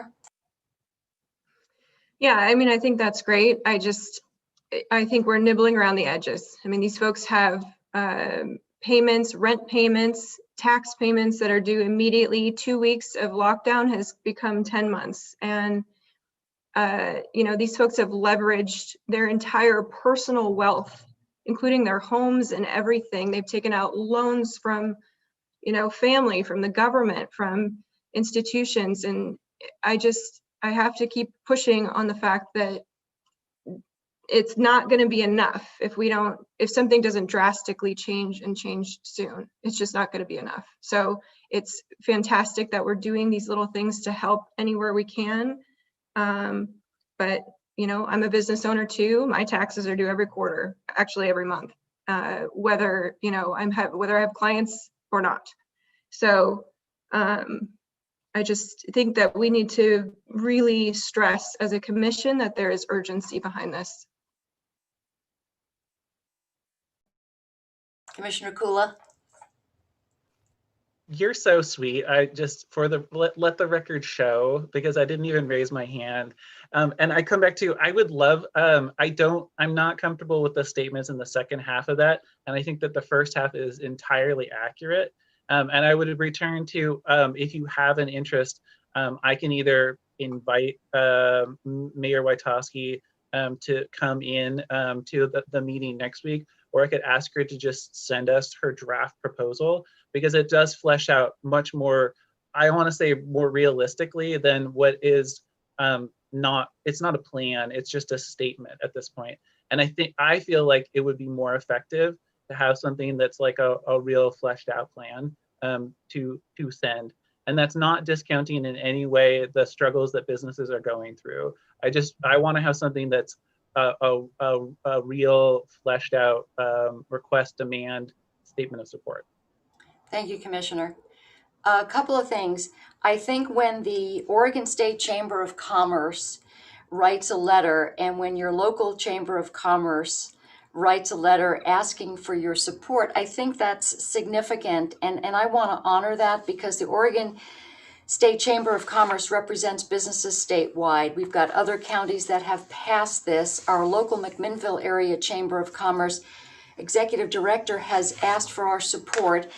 While every effort that we do, these little, as Commissioner Bershauer calls it, nibbling around the edges, we've done a few. We've done a resolution, a board order about OSHA requirements. We do these types of things, and in effect, we can't really change anything, but we can make a statement of support.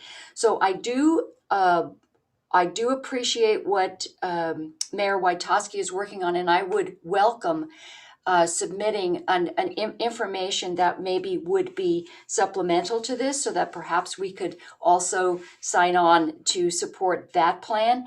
But I think in the past, we've done a number of these where we're supporting, we're writing letters, we're doing what we can. And while none of them have actually moved the needle on these businesses, I think that when the Oregon State Chamber of Commerce and your local Chamber of Commerce ask for support, I would not feel comfortable saying no.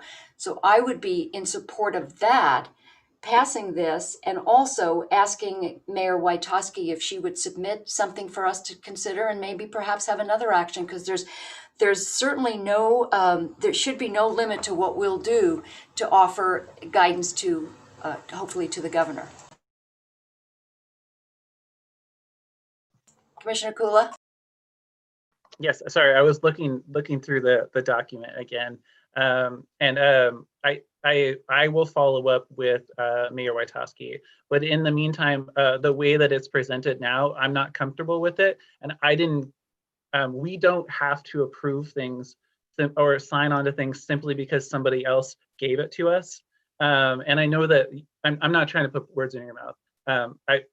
I would be happy to sign on to this with changes, but if changes aren't in store at the moment, I can't sign on to it, and that's as a small business owner with a working farm. And I will let Mayor Wojtowski know. Thank you. Commissioner Bershauer? Thanks, Chair. I also am interested to hear what Mayor Wojtowski is putting together. I think it's fantastic that it seems like that effort really kind of sprung forward based on a meeting that we had with a restaurant owner in Newburgh that was at the point where they had to open to survive, and is now at the point where they're being threatened by various government agencies. So I'm interested to see what she's putting forward, but really I feel like sometimes government, prides itself on reinventing the wheel, and this really isn't necessary when the governor has already laid out the metrics that would supposedly keep us safe under even a high level of COVID risk or infection rates. And so, a lot of businesses, that's all they're asking for, is just to go back to the level where they can open their doors, namely restaurants and gyms, but open their doors and set forth the necessary precautions to keep folks safe. So I don't think we need to further complicate this, but I am interested to see what Mayor Wojtowski put together. So I would definitely support having her come in.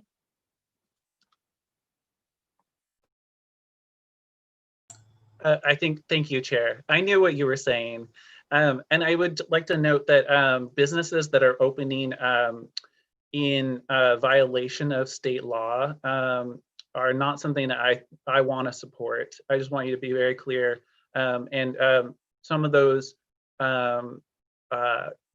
agencies that are, quote, going after them, if that's what I believe you said, are the agency that you work for now. And so I just want to be very careful that we've sworn to uphold the law and the Constitution and the laws, and part of that is sometimes supporting laws that we don't agree with. And so I just want to put that out there that I don't want as a member of the Board of Commissioners, I don't want to go on the record as supporting businesses who are opening in violation of laws. And I know that this particular restaurant or the bar or whatever is trying to figure that out. And I applaud those creative efforts. Thank you. Commissioner Bershauer? Yeah, thanks, Commissioner Kula. I would just like to state that I also made an oath to do no additional harm to the people that I represent. And I feel like that's what we are doing. We're going to discuss that a little bit later on in the agenda. So I'll get into that there, but we don't necessarily agree with the behavior of some of these agencies. Thank you. The only thing I would add to that is when we sort of give a sort of carte blanche approval for what every government agency does, I don't know that that's our job. I know that I don't often agree with policies perhaps that different departments are involved with or state agencies. And I represent the people in this county. I don't work for OHA and I don't work for OLCC. What I do work for, who I do work for, are the people who require some measure of protection, perhaps from overreach, and I'll use that word, from state agencies. So I think it's important for at least for me personally to say that I will stand in the gap, even if it means that I will be in opposition to these. And the question is, are these laws or are these agencies that are acting outside of what some people consider legitimate? And that certainly is up for major discussion. But I think right now, the question is whether or not we want to, so you've made it clear, Commissioner Kula, that you wouldn't be in support of the letter that the McMinnville Area Chamber and the Oregon State Chamber of Commerce are asking us to sign. So maybe Commissioner Kula, yes, go ahead. Sorry, you were still working, and I wanted to just make sure that I got a note in, which is that I would be happy to change the wording and then propose something new. I don't think that as it is, I can support the thing that's as written, which, like, we have a time-honored tradition of changing letters of support that come to us from other jurisdictions, because our voice is different than the voices of others, including of the State Chamber of Commerce. We are representing our residents. We're not representing the State Chamber of Commerce. And so that's all I ask, is that I'm happy to change things and then present it again. But as it is, if it's just this, I won't support it. The letter specifically. Thank you, Commissioner. Commissioner Berschauer, did you have anything to add at this point? No, I don't. I would support the letter as drafted. All right, so at this time, I'll entertain a motion to support the letter from the State Chamber of Commerce that the McMinnville Area Chamber of Commerce has asked us to support. And who wants to make that motion? I'll move that we approve agenda number 9, item number 9. We have a motion to approve agenda item I-9. Any further discussion? All those in favor signify by saying aye. Aye. All those opposed, same sign, please. Aye. Aye. Thank you, Commissioner. All right, the motion passes. So I think at this point, we would sign the letter, and Ken, just for clarification, we would sign the letter just to commissioners, or how does that typically work? That's correct. And I'm looking at Christian too, if Christian wants to weigh in, but typically we will prepare the letter with the signature blocks, and then the two that approved would sign off on approving it. Okay, thank you. Thank you. And then I will reach out, sorry, Yes. I will reach out. We're still on the agenda item. So I will reach out to Mayor Witoski to see if she can get us, if she's willing to share her draft proposal. I know it's gone before the governor's office and it has met some opposition, but I think that there is, I have hope. How about that? Okay, thank you. Anything that we can do to get our businesses opened ASAP is fine with me.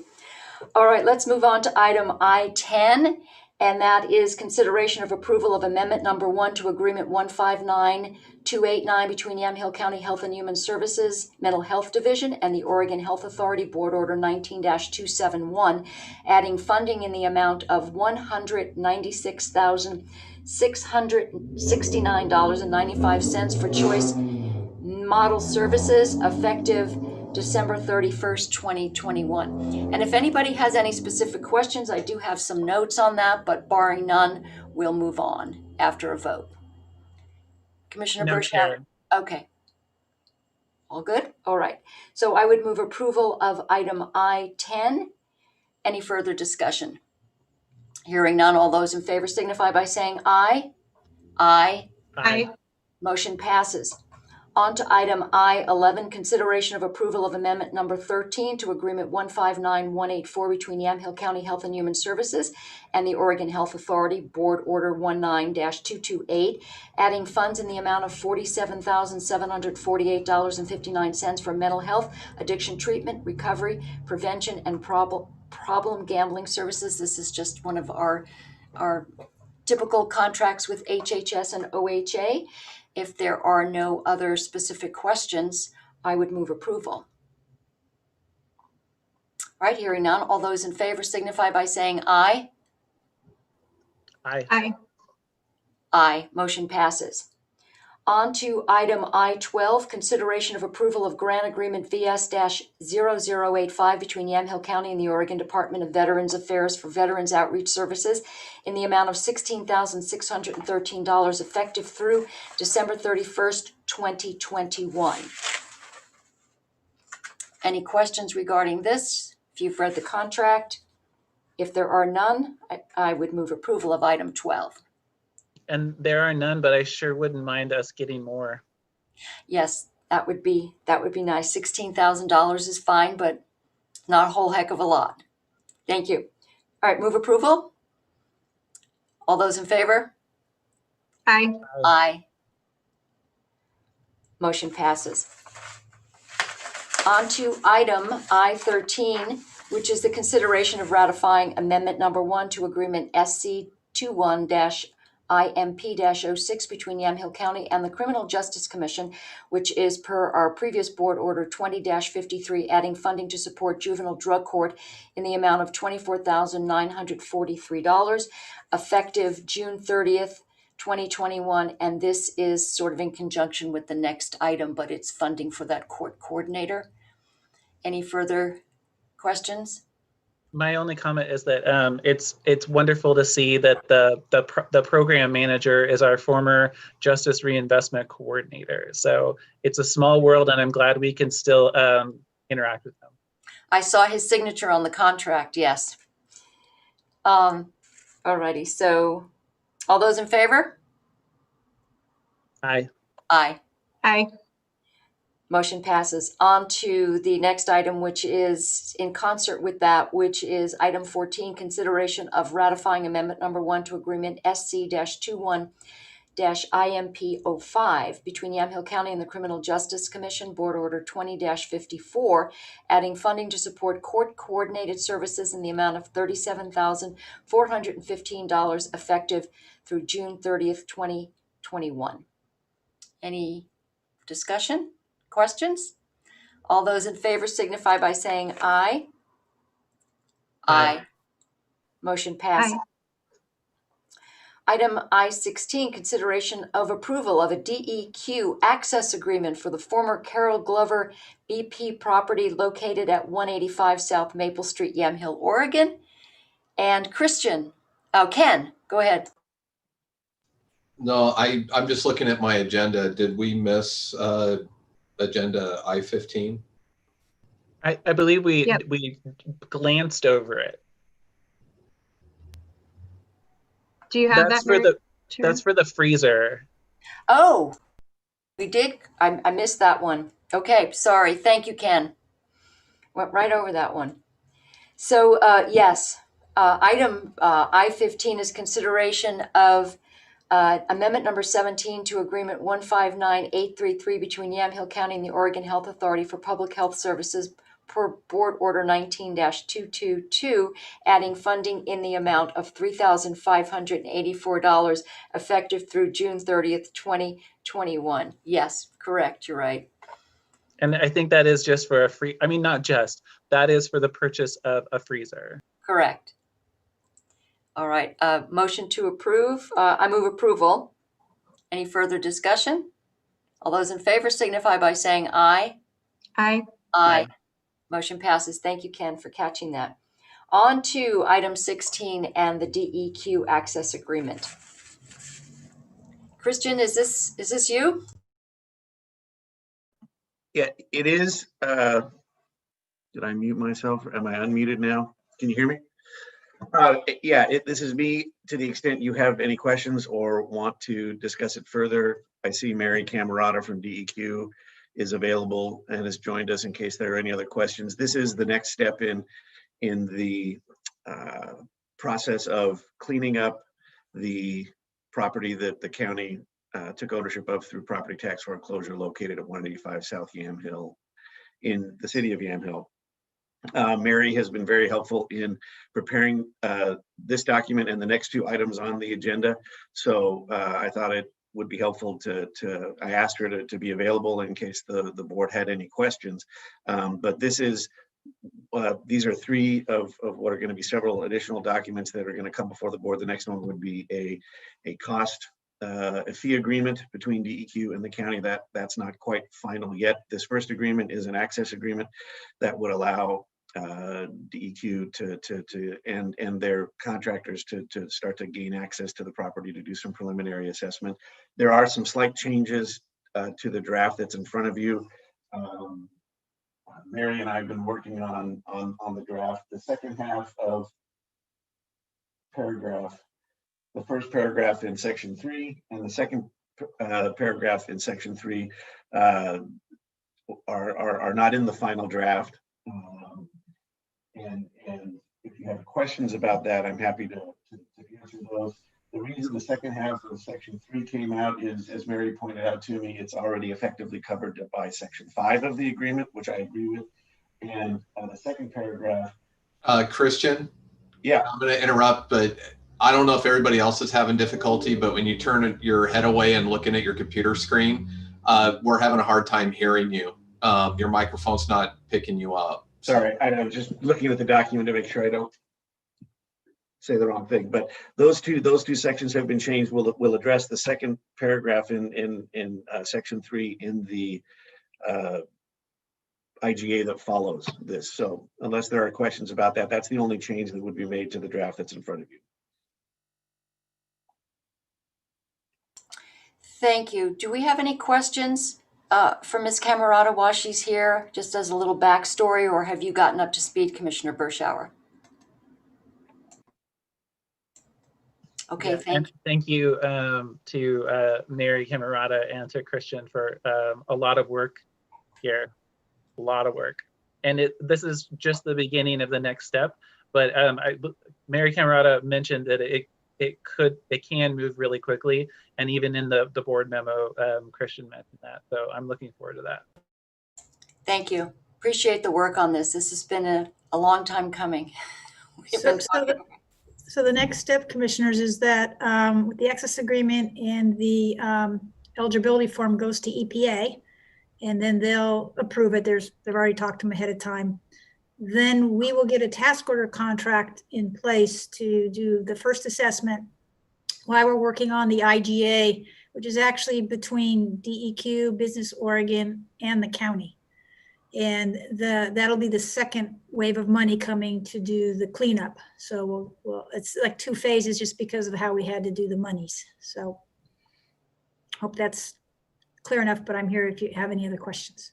Thank you. Appreciate that. And Commissioners, more of that is in the second and the third document where it breaks out the $120,000 and the $60,000 amounts for a total of $180,000. Thank you. All right, so at this point, we'll go ahead and move approval or consider a motion for item I-16. I move approval of item I-16. Thank you, Commissioner. We have a motion to approve item I-16. Any further discussion? All those in favor signify by saying aye. Aye. Aye. Motion passes. On to item I-17, consideration of approval of the EPA R10 eligibility worksheet for the former Carol Glover BP property located at 185 South Maple Street in Yamhill. Kristen or Ms. Camerata, did you want to give us some more information, or is it pretty self-explanatory? This is just required. The money we're using is pass-through money to DEQ, and EPA requires us to put a eligibility paperwork together, which I did do, and Christian verified the information. So if you approve this, then that's the next piece I need to send to EPA. Okay, thank you so much. All right, Commissioner Kula, did you want to move approval? I would be honored to move approval of I-17. All right, we have a motion to approve I-17. Any further discussion? Hearing none, all those in favor signify by saying aye. Aye. Motion passes. On to item I-18, consideration of approval of the Brownfields Project Information Form for the former Carol Glover BP property located at 185 South Maple Street, Yamhill. Ms. Camerata, this is just another box we have to check off. Now that is the form that goes to Business Oregon. So, and then they'll, when it's approved, then that's where the additional money comes from. So it's like we have the two funding sources. Those are two of the approvals we need. All right, thank you. Commissioner Kula, did you want to move approval of item I-18? I move approval of item I-18. And Commissioner Bershauer, someday you will have the amazing rapport with me that Commissioner Stara and I. Robust, I think we call it. Oh, we have a motion to approve. Any further discussion? All those in favor signify by saying aye. Aye. Motion passes. Thank you, Ms. Camerata. Appreciate your work on this. Christian, thanks for working on this. It's been a long time in the works. Thank you all. Thank you, Mary. Thank you. On to item I-19, consideration of non-corporate resolution for Multi-Bank Securities, Inc., authorizing Treasurer Chris Bledsoe, replacing former Treasurer Mike Green, and Finance Manager Deputy Treasurer Michael Barnhart to establish and maintain accounts with MBS and Pershing LLC for the purposes of Yamhill County investments. And that makes everybody legal, our new treasurer and our deputy treasurer. Correct. This is part of the transition process, and as part of the agreement with MBS, we can't just simply transfer. There has to be action taken by the governing body on the form. So that's why this is before you. All right. And I would just add that it's called a resolution, but we'll be adopting it as a board order because that makes sure that it is a formal action of the board. All righty. So I would move approval of item I-19 and changing that from consideration of non-corporate resolution to consideration of non-corporate board order. Any Commissioner Kula? Yeah, under any further discussion, because I don't know how this would be possible, I'm still just going to declare potential conflict of interest since this is my mother-in-law. I don't know how it is, but it's good to just be thinking about these things. And I also wanted to give a thank you to Treasurer Green, outgoing treasurer. So he was with us for 8 years, and I appreciate his work. Thank you so much. All right, we have a motion to approve. Any further discussion? All those in favor signify by saying aye. Aye. Aye. Motion passes. On to item I-20. Discussion to support the lawsuit filed by Oregon Representatives Mike Neerman, E. Werner Reschke, and Senator Dennis Linthicum to overturn Governor Brown's executive orders related to COVID-19. I brought this forward as well. I know some of the emails I've gotten, and I'm sure the other commissioners did too, is how is it possible that the governor is able to unilaterally and arbitrarily close businesses, restrict other businesses, close churches and schools, that type of thing. And so really the short answer for me was always that executive orders and these allowed for broad emergency powers, perhaps more so in Oregon than in a lot of other states, giving that power to the executive branch. But I think that that this lawsuit really does point out that the continual sequence of these emergency orders, despite what I know, I've asked 3 times for data that would support restaurant closures or gym closures, and I've not gotten any of that information. But I know that we do have a legislative branch that hasn't been brought into the discussion. I think if they had been, basically they're accountable to the voters, and they could be called in to make some decisions. But we've seen legislative powers being vested in the governor, and I think that's contrary to Oregon Constitution. And so I just brought this lawsuit to us again for another measure of support, to send letters to the governor supporting this lawsuit, which of course she's a party to. She's a defendant here, and also to those who brought this legislators who brought this lawsuit I filed this. Commissioner Kula. Can I see it sometime? or I don't know what the claims are or the evidence. And I'd love to see it. I just haven't seen it.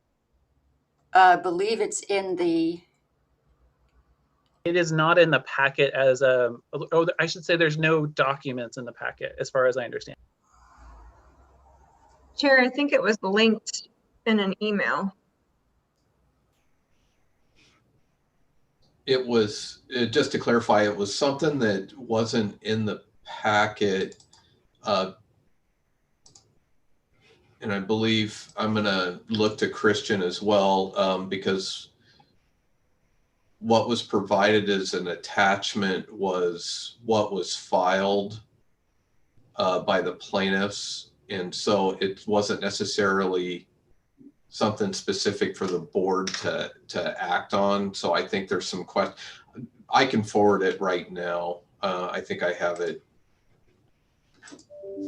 Ken, I received it in an email from you, and it looks as though Commissioner Starrett had, sorry, I'll look at the computer. Commissioner Starrett had forwarded to you with a link to the complaint on the 29th.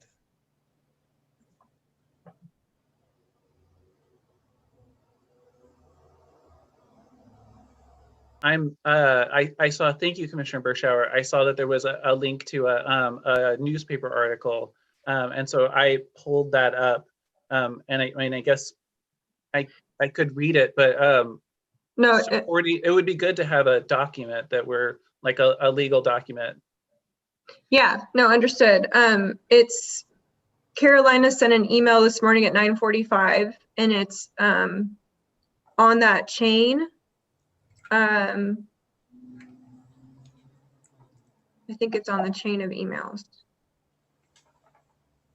I just emailed it to you, and there's an attachment. The complaint's attached to the email. so my understanding Is was it working? that the link to the actual complaint, the actual lawsuit, is in the body of what I sent you on the 29th, Ken? That link was a link to a Lake County newspaper article. It looks like the Lake County Examiner. I believe the link to, was there a link within the body of that to the actual complaint? No, but you sent it, whatever email came through has an attachment that says separation of powers complaint, and it's filed in the county, Multnomah County. Correct. Correct. I just sent that. Did you receive that? Okay.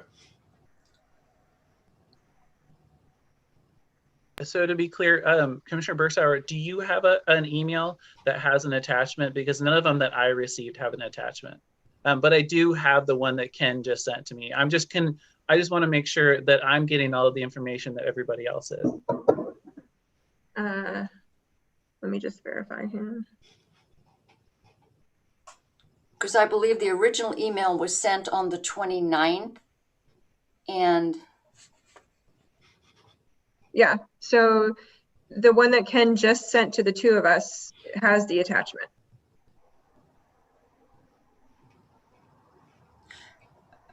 okay, so it seems that not everybody has all the information, and perhaps we should put this over to next week so everybody has a chance to actually look at the actual lawsuit.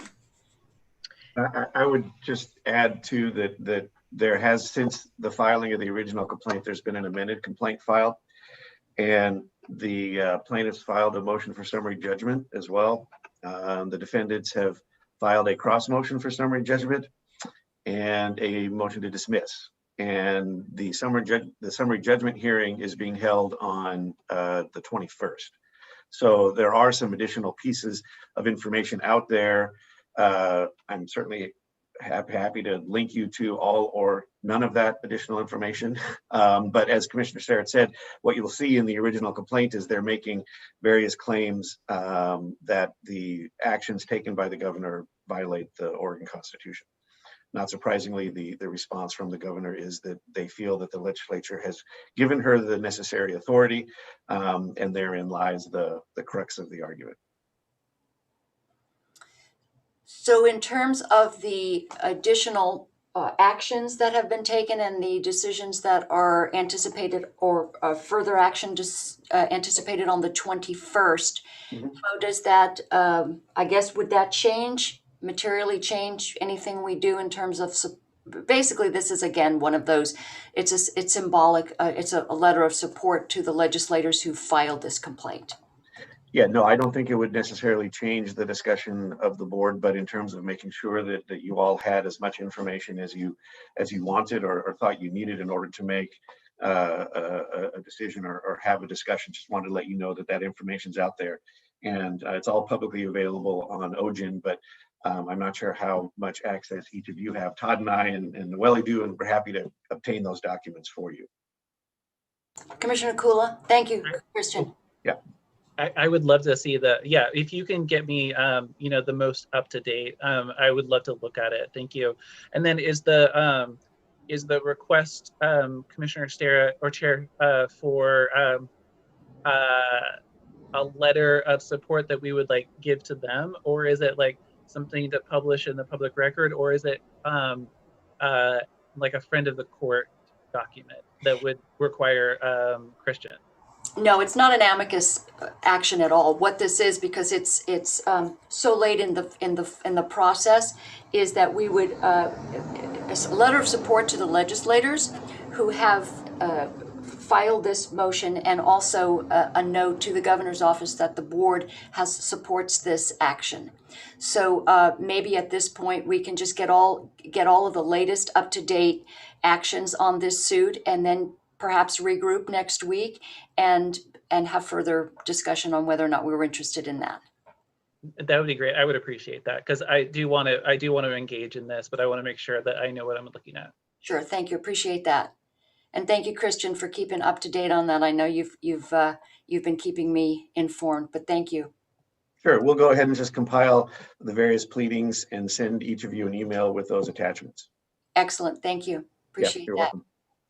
All righty, public Chair. hearings, we have none. Chair, there's a question from Commissioner Bershauer. Thank you. Do you know if other counties or legislators have signed on in support in some way to that? That I don't know, but I can certainly find out. I'll Okay. put that together and we can have that information for next week. Okay, sounds good. Thank you. Alrighty, so we'll just do that next week. Public hearings, we have none. Announcements. Commissioner Bershauer, this is the time in our board meeting where we can update the other commissioners on some work we've done, or updates in our area liaison, or maybe just in Christian's case, you can just give us some soccer scores, but we always try to cut him off before he has time to do that. At the discretion of the board, I'm available. Anybody have any updates they'd like to share?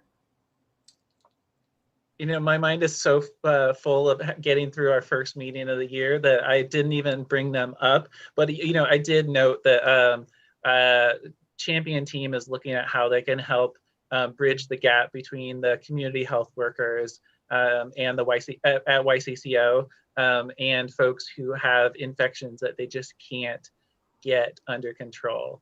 So more to come on that later. I do want to make sure that we can have some conversation about Ed Howard and maybe finding a flagpole that we can honor, in addition to, as part of it, to honor Joya Goodrum's request, but in addition,